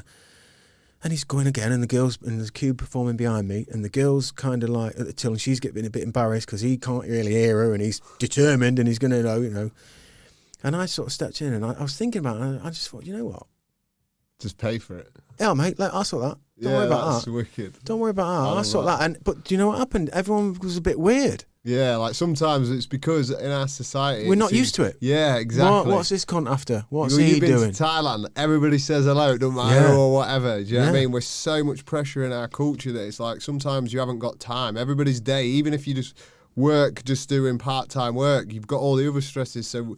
We don't ever just take that bit of extra time to just talk to strangers or something. You get it sometimes. I love it like when I'm with my kids and there's like the older ladies on the bus and they're like, what to talk to your kids. I love them moments. You know, where it's like, and then you get my lads to show them respect and you say yes, and then they're like special. But that's like how I think. And I think because of trauma, like when people label as somebody as an introvert, extrovert, I feel like the stress makes you an introvert because you're thinking so much internally that you can't have any. You do DMT, you go from an introvert and you want to be an extrovert because you understand that that's where we're meant to be. We're meant to have conversations. We're meant to be around groups of people. We're meant to see our thing. And I trust each other. Yeah, trust. And that trust has to be built up, and then you have to have the banter, the to and the fro. And it's another thing, again, with how comedy is going and the way that the laws in this country in America are changing, where hate crime stuff, it's like, I honestly think when stuff like that sort of gets into the mix and then you're not allowed to actually say something that's even offensive, people should try to offend me. I actually if somebody says something negative, kind of it's kind of like because I worked on a building site obviously with my dad, you kind of have to get ripped and you also have to get bullied being a kid. It's like you need these lessons, and so now that we're older and we're trying to change the law that nobody could say this or do this, diluting ourselves. Yeah, and then it makes you so weak. And then it's kind of like everything then that's good. I mean, what's comedy going to be like in 10 years? It feels like comedy. And underground. I just listened to Joe Rogan with Edward Snowden recently, and they were talking about this. They were talking about, this culture of not offending people and what is offensive and what we've changed. They talked about, dead naming you. So... if you're a transvestite who used to be called Michael, and now you're Michelle, Twitter apparently, according to these Edward Snowden and Joe Rogan were talking about this policy that Twitter have got. It's like if you're having patter and banter on there, and you call Michelle Michael, Yeah. that's dead naming. You get fucking expelled from Twitter with no rebuttal, nothing. You're gone. God. But you can go on there and call Michael fuckface. Yeah. That's what they were saying. Like, you can call him, cunt, you fucking, I think you're a fuck. But, like, so where are we going? If we take away that, like, I've said it to Aiden as well. Aiden is he's a very academic, intelligent kid, super smart. His quest is he's in computers, he's computer science, media. But he asked me to just come and work on a building site. He said, can I come and do some work on a building site? And I was like, number one, fucking brilliant, because as what you're saying, I know how important this is, right? So I'm really impressed, because I'm like, are you sure? Yeah. Because I know that this is not your quest. Yeah. It's not going to be your livelihood, but I get it that you want to know. You want to know. Yeah, you want to know. And he come on and we, ironically, for him, we had a fucking job where it was lifting 80 square meters of like old 70s concrete slabs that were like, there must have been 50 kilos each. They were savage. And I was like, you sure? I said, and then we've got like 12 tons of hardcore to get around, and he just got stuck in, and he treated it like what you're saying, with that attitude of like, he worked out that there's hard work, obviously, but then he worked out that there's patterns, there's mathematical ways to solve problems. Not everything's just straightforward. Yeah. And actually there's creativity involved. Yeah. There's like problem solving, and there's banter. Because he saw a side of me that he don't normally see. He's like, fucking hell, I'll turn into a different bloke. I'm firing off this. I've got all weird voices. Just fucking having all sorts of patter and banter. But then coming to the clients and the customer care and making sure, that's always there. Conscientious, making sure everybody knows where they are. And he took something away from that. And I hope my children, that's something, I guess in a nutshell, that's something, as you said on the bus with your kids, with it being respectful. You want them to be rough and tumble and understand the world, and not be afraid to get a bruise and, muddy knees. Some of the best things that's happened to me are my mates giving me this bad banter. Do you know why? Like one of my mates, I've known him since he was 4. I always makes me laugh. I was tattooing, and it was a time I'd stopped training because I had a knee operation. Put loads of weight on. I believe it or not, I was like 17 and a bit stoned, so I was a bit of a chunky monkey at the time. And I'd got lazy, you know what I mean? Like, I could have probably been training. My knee was still bad, but I'd got a bit. And we always rip each other, like, we're good friends. He's on that level. He come in this tattoo studio, I was tattooing this girl. He said, fucking hell, Jay, you trying to keep your penis warm with that or what? And my belly was overhanging halfway down my knees. The best thing anybody's ever said to me. That motivated you? Oh, Jesus Christ. I said, mate, by Christmas. If it was I June, can remember you telling me the story when I was getting tattooed. He was like laughing. He goes, no way. I think it was like 9 weeks later, and I had like abs. He was like, what the fuck? But the thing is, if he hadn't have said that, like, people, it's where you take that information. It's kind of like, you can go away, put your hand up, say, I've been offended and all that, and we'll take that away and we'll do that person. But really, if somebody's ripping you, they're actually giving you things that maybe you could improve, and it only hurts when it's true. Yes. Do you know what I mean? Yes, like, yes. If somebody calls you fat and you're fat, then obviously it's offensive, isn't it? And you kind of, but then you could take away and then try and get that, phone the police, or you could then think, well, he's only either described me, because that's what I am, or if I don't like it, and then you do, you know what I mean? It's like, oh, you're thick, Jay, you can't read. Well, I'll go and read a book. Yeah. Do you know what I mean? Yeah. It's kind of like, it's all these things inside us that tend to just, I don't know, that's where this whole, you can't introduce that, because the bullying, the taking the piss, the building site banter, what you just said, it's, you got to have it, haven't you? I believe it wholeheartedly. I believe that if your intention is always good, if you're able to manage humour in a way, like you say, in banter, and be able to push each other to lines and limits where stuff's random. I mean, if you look at the military, for instance, paratroopers, lads like that, that's a survival tactic for them. That brotherhood, that pushing one another, and some of the stories I've heard of the paras and that, I fucking twist your fucking melon, man. Yeah. But there's the binding bonds, because when it comes to crunch time, they are there in ways we'll never understand. Yeah. Do you know what I mean? And well, you will, because your dad was military. So I believe the building site, camaraderie, a football team, where you get in a changing room or you get a group together and you allow that freedom to push a bit, come on, Jimmy, get it together, mate. Feel connected. Yeah, and then sometimes, but when you do feel that introspection, you feel hurt. As I've read some comments on the video that went viral for us the other day, I got a bit carried away. I was like, fucking hell, I've got all these comments. This is mad. We've got shit's happening. The podcast is out there, and then I started thinking, oh yeah, this is why I stopped reading. Like I used to read YouTube comments. Not that I'd never really wrote them, but I used to think, fuck me, people are mental. People are taking the time out of their day to like get into it with strangers. Anyway, I'm reading them, and then I'm like, oh yeah, great podcast. It's up there with James English and Sean Atwood. We can't wait to see more of this. Another English podcast that's blah blah blah. And I'm like, oh wicked. And then there's one like, who's this fucking host? He's asleep. Fucking shit. And I was like, oh what?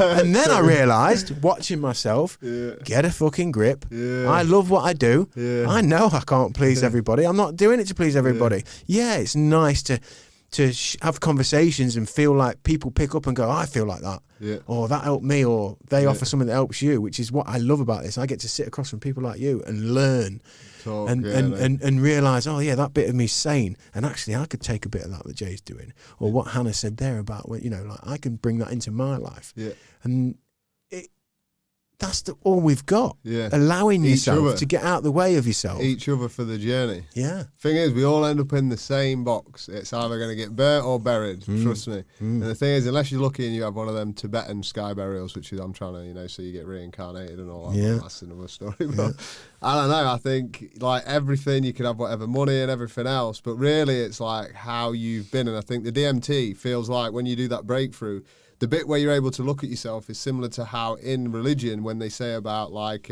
purgatory, where when you're in there, you get, with the DMT, you do get that brief bit of purgatory where you can, but you get to go back. And I think that's why it's so special as well. Not only do you get your lessons taught to God, whatever that thing is, or whoever she is, she's obviously and then you get, and that's why I don't think, I'm saying it again, DMT's for everybody, but it's definitely.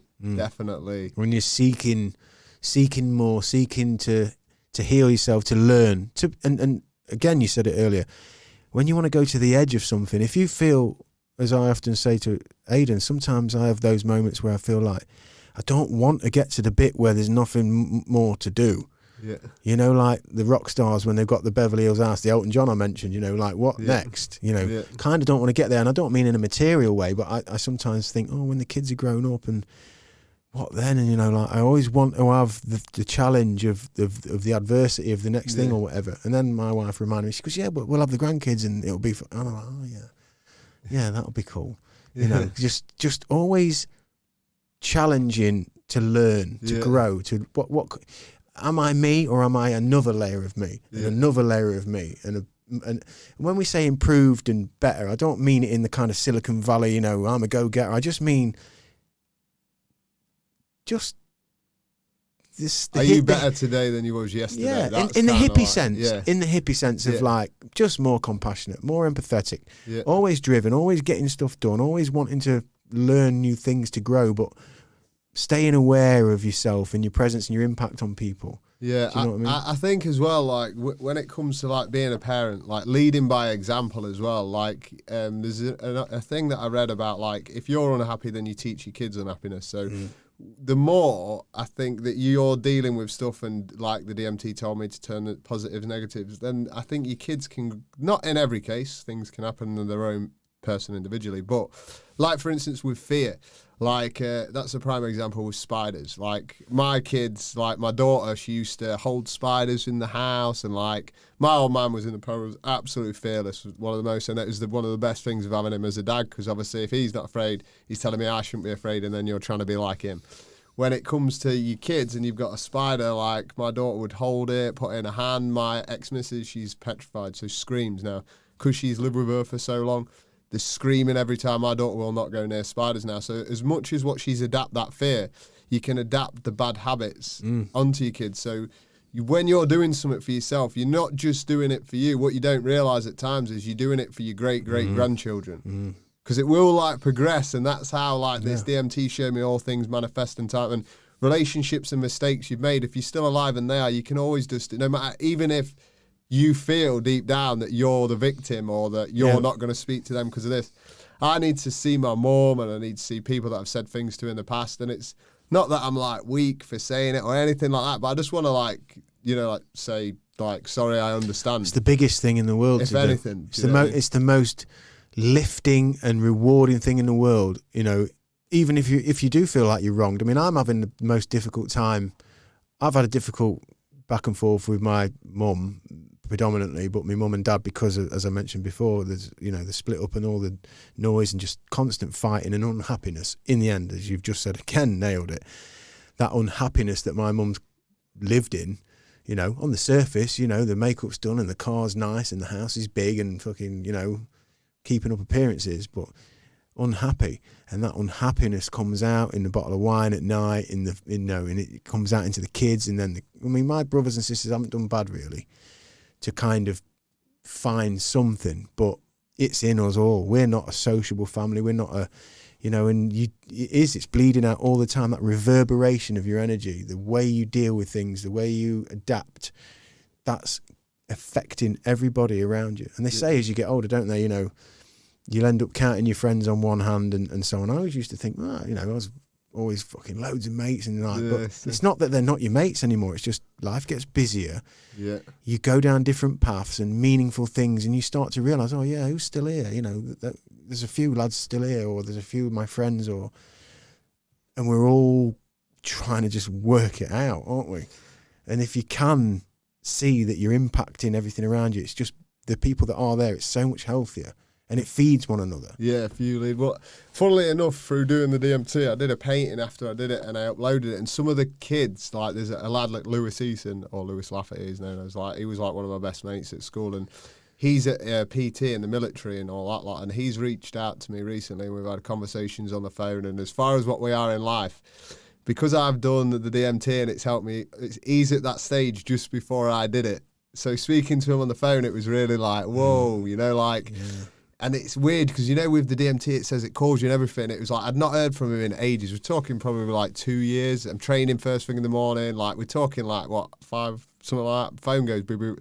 Through Facebook, he's phoning me. And you know where you're like, do I answer it? Yeah. And I'm like, look, DMT, you don't bleed. So how's it going, mate? Blah, blah, blah. And then it was like we've just been speaking. Reconnected. And, and then you could put that phone down and you're like, and energy's in. Yeah, exactly. And I'm telling him about this thing and it feels like. And he's ready. Yeah. Synchronistically, it's come together. Yeah, and it's like the trauma he had, like, I'm sorry to talk about it and all that, but he didn't have the greatest upbringing at all. Like, his mum died when he was younger. His dad kind of left him. He was living at his grandma's getting paid. He had like, so. Yeah. And it's weird how when you're at school, if you've got some trauma in your head, them kids, like me and him, they tend to club together a bit, don't they? Do you know what I mean? Because like the ones that are like, oh, he's not sitting down in assembly, they find it funny, so they want to be part of it if they've got their own. Whereas somebody who's like, oh, why is he being naughty? They're not going to have a...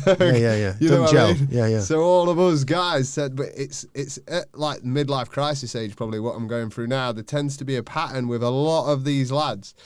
That the system they've been sold, now it's relevant and evident to them that it's all bullshit. Do you know what I mean? And like when you're younger, you don't quite see it because you've always got this. But once you're tied into the mortgage, you've got your bills, what you're saying, you're disconnected. There's small handful of, they warn you. They say by the time that you're running this hamster wheel, there's 5 of you. You go to a tribe in Peru or somewhere like that, they're all sat around and there's loads of them. They're all in Thailand, they're all running around. But yet, we in our culture, in order to keep your hamster wheel going, where is everybody? Where's the events now? The football events now. There's no festivals. Everything where we should connect is being taken. And isn't it strange? Like now the new thing is they're bringing curfews in. Yeah. So like all of a sudden, you know, at 10 o'clock, the virus gets what the fuck? And but it's all right to go to work and earn that fucking dollar. But I think when you go out tonight, probably let's knock that on the head. You know, so we are missing all of that connection, like more and more by the day. Yeah, I don't want to get on about that because it's fucking driving me mad at the minute.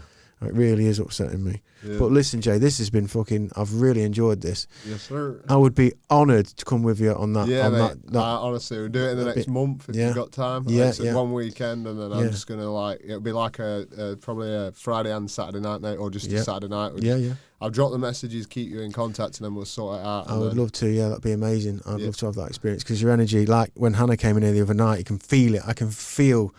Having been there and kind of trying to maintain it myself, you can just feel when people have had the breakthrough, whether it's the actual breakthrough in DMT, but really it's what comes back into this cold light of day, and I can feel it from you, abundant, loving, open. You want to repair things in the past, you want to go and speak to people, you know, and that's going to give them energy. That's going to give them some peace. That's going to lock some things off that have been weight, that they just release them off, and that's fucking awesome, man. The more, it's like the time that we've got, we've just got to make it positive, I think. And like I said, it's some of the most tragic things in my life eventually ended up being the best things. Getting kicked out, being made homeless, getting beasted as a kid by this guy who was like trying to make me into a man. Well, I'm glad I became the man when I had the challenges. Do you know what I mean? Yeah. So, and I honestly, I think at any point you can look back at your life and think, you know what I mean? Make it good. It's you're the one. Like, that's the thing. We don't tell people you've got the remote. Do you know what I mean? It's that old saying, isn't it? Everybody's self-made, but only the successful people usually will tell you it. Yeah, you know? Yeah, exactly. It's true though, isn't it? I like that. But they don't. And so because if all of a sudden I say to my kids, which is why, again, it's like, you're the one, your decision, everything that happens around me, even if I don't think it's my fault, is my fault. Yeah. Because at some point I would have manifested that. Yeah. Do you know what I mean? That is a fucking lesson that I've tried to explain this to lads I've worked with, so many lads I've worked with, that I can see, you know, it might be that maybe like my mum and dad, they're in one of those relationships that's just not working out, kind of holding it together, but in their heart of hearts and in their truth, they know it's just not working, but you've got the mortgage and we've got, you know, maybe we've got a couple of kids even, which is obviously difficult. And then we go to the job and the job hasn't worked out, and you can just feel like this coiled truth that isn't being let out, because it's painful, because it will mean you're carrying it, big upheaval and all that. So then you carry it, and then that manifests out into everything else, and you can it's so frustrating. And I went through a period of like trying to fucking rescue everybody that in my initial space when I'd have my breakthroughs, and like, fucking hell, you know, and then I realised I started pushing people away, because who the fuck, what are you on about? And like, you know what I mean?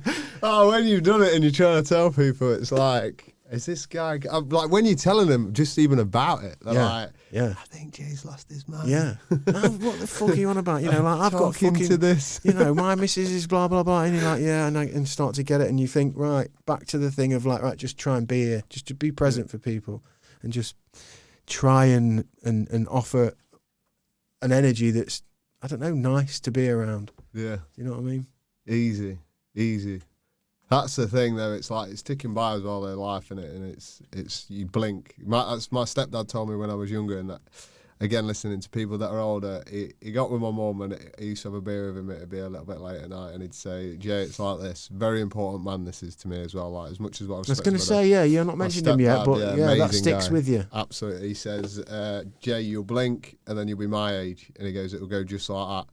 And he used to say things to me, always remember it. He goes, if you take an old person's mind and put it on a young person's shoulders, then you'd be successful, because you'd have the life experience. And that's one thing you got to remember. And again, that encouraged me just to listen to the older people. And like, he's helped me, because there's loads of other stuff that obviously, like when I was off the rails, things that I did, that he kept me on the track. He never reacted or did anything or said anything bad to me. He just kept the dialogue open. Yeah, like you said about your daughter. You know, you could go to him. I could feel it off you already. Yeah. You could talk to him. Yeah, well, if he looked disappointed, that was worse than getting a smack off my dad or anything. I never wanted to disappoint him, because he'd done so much for me. How powerful is that? So all he'd do is he'd just look, and then he'd say it, and I'd inside, that would have 10, and then I'm like, oh, you know what I mean? What? Oh my God. And then, do you know what I mean? Yeah, I do. And I love the fact that you know, that stuck with you, and you're implementing that into your kids and into your environment, in your shop, the people around you,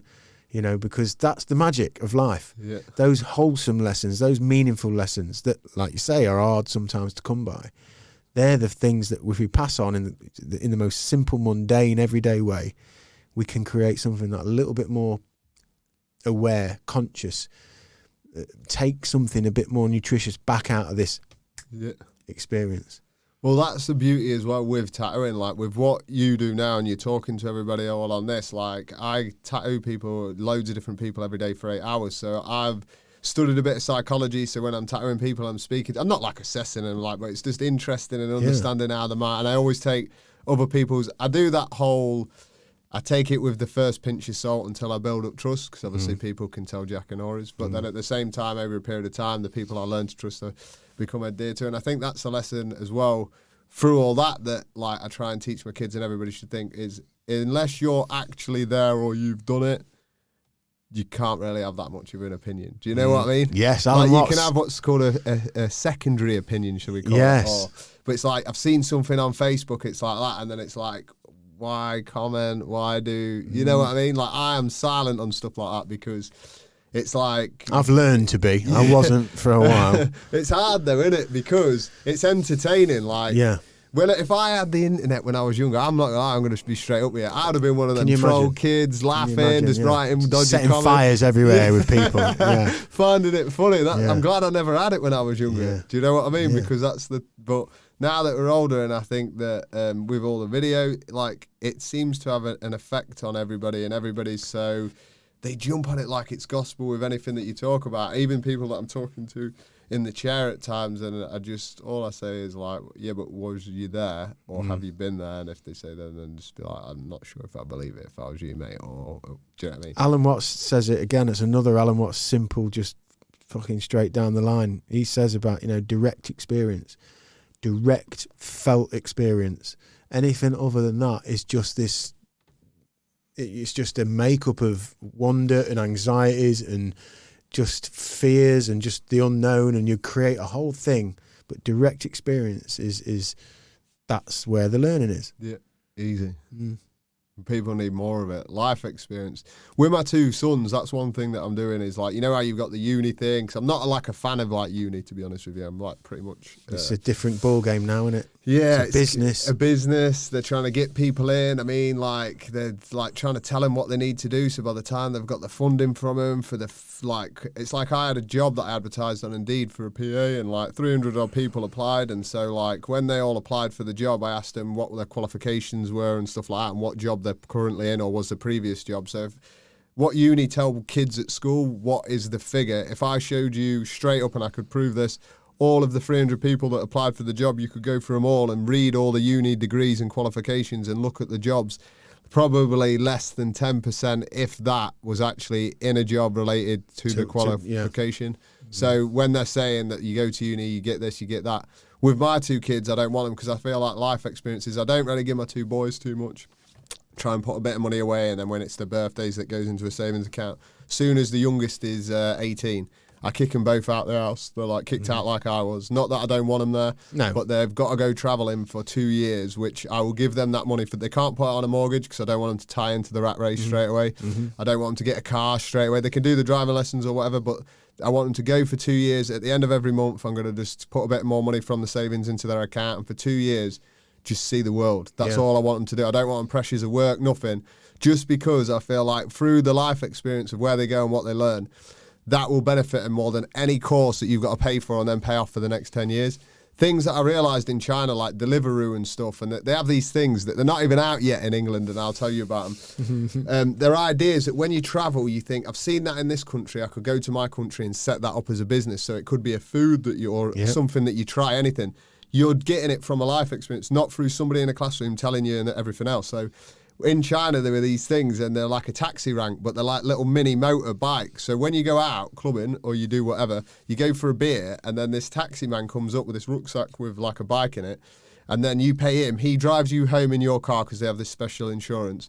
They then get this little motorbike thing out, fold it out, and then drive back into town on this little thing. And I was like, and there was loads of blokes in the city centres of this Shenzhen doing that. And I was like, why is that no? Because then everybody would be like, do you know what I mean? Because my car's then at home, and I ain't got to take that second trip, so you might pay a bit more quid. And then the Deliveroo thing was there, and they weren't paying by card. And so when I got back to England, I was like, yeah, they have this thing where like you get any food, and then Deliveroo came out, and I was like, whoa. So I was like, if you had travelled previous and then had that idea and set that up. And so I think the life experience of my sons will go around and see things and be able to use their imagination, which I encourage, and then that will give them the future in life. And I think moreover is the fact that this is what you're doing. You've alluded to your dad, watching your dad, wanting to, shadow your dad and do the things he's doing. Well, this is what you're doing. The best way that they'll end up doing that is not because you end up going, right, you're 18 and that's what you're doing. It'll be like, I'm 18, I can't wait. Yeah. I'm going, Dad, because they've been watching you do it, and they've been watching your energy become healthier and more balanced and more encouraged and nurtured, and because you're off doing this and you come back with the stories, because when you travel you come back with stories because you have experiences. You know, and I've listened to some of your stories that are fucking mad, the Chinese ones, and you know, and it's like when you go to a party, you know this anyway, regardless of your kids. You go to a party and you end up sat next to the stranger, you get chatting to them, and you know they support Tottenham and they watch the fucking I'm a Celebrity, and that's all lovely. Not you're not going to leave that conversation like. But if you end up sat next to you and you're talking about when you ate the Cobra and the soup and the fucking China, and then you come away with like, whoa, yeah, you know, like maybe there's more. Yeah, that's the thing. So interesting because of the experiences. So I think, yeah, your kids, and I've got a similar idea with my wife, exactly the same. Our policy at the minute is that we're trying to get out on a holiday a couple of times a year to different countries. So in the winter months, we're going off to like Denmark this year for Christmas. And then we'll do, you know, the various Scandinavian countries and have like the cold kind of Christmassy kind of experience. But in the summer holidays, we're just going around Europe at the minute. So Spain and France and Italy and all those places, and off the beaten track, you know, and just experiencing stuff and getting them out there, the smells, the taste, the people, the environments, the culture, the speed. Yeah. Because bit by bit by bit by bit, not only are we having that thing you mentioned again earlier, where that J time where you just cut off and you have the experience and you don't got to be anywhere, but you're free for that period of time. That's life. Yeah, that's that living. There. It's not the fucking, you know, the speedboat in wherever, you know, when you're 60, or the big house, or the whatever the fuck. Yeah. It's bills paid, on top of everything, time off, throw in my spot, we're going to fucking there, and then we're just going to get a car, and I don't know from there. Yeah. And for those 3 weeks, those 6 weeks or whatever, you're free, and you meet those people, and you fucking, I hear it in podcasts all the time. Some of my favourite podcasts are guys that just got quite a strong following, and they say, look, I'm driving my van through Oregon, hit me up, you know, and they go, and someone hits them up synchronistically, and they end up on a driveway with them, and they're doing a podcast, and he does a podcast with, it turns out his mum's really interesting. She used to do a thing in Africa with, you know, and then that leads to this, and then that synchronistic. Yeah. And I think your kids are going to get that from you, and we're certainly trying to put that in our kids as well, because reading and writing and learning and education is great, but let's not forget living. You know, living, fucking living. Do this. No, just be. Yeah. No, I think that is awesome. Well, listen, let's bring it home on that. That is awesome. Thank you, Jay. Love you, my man. Brilliant. Take care.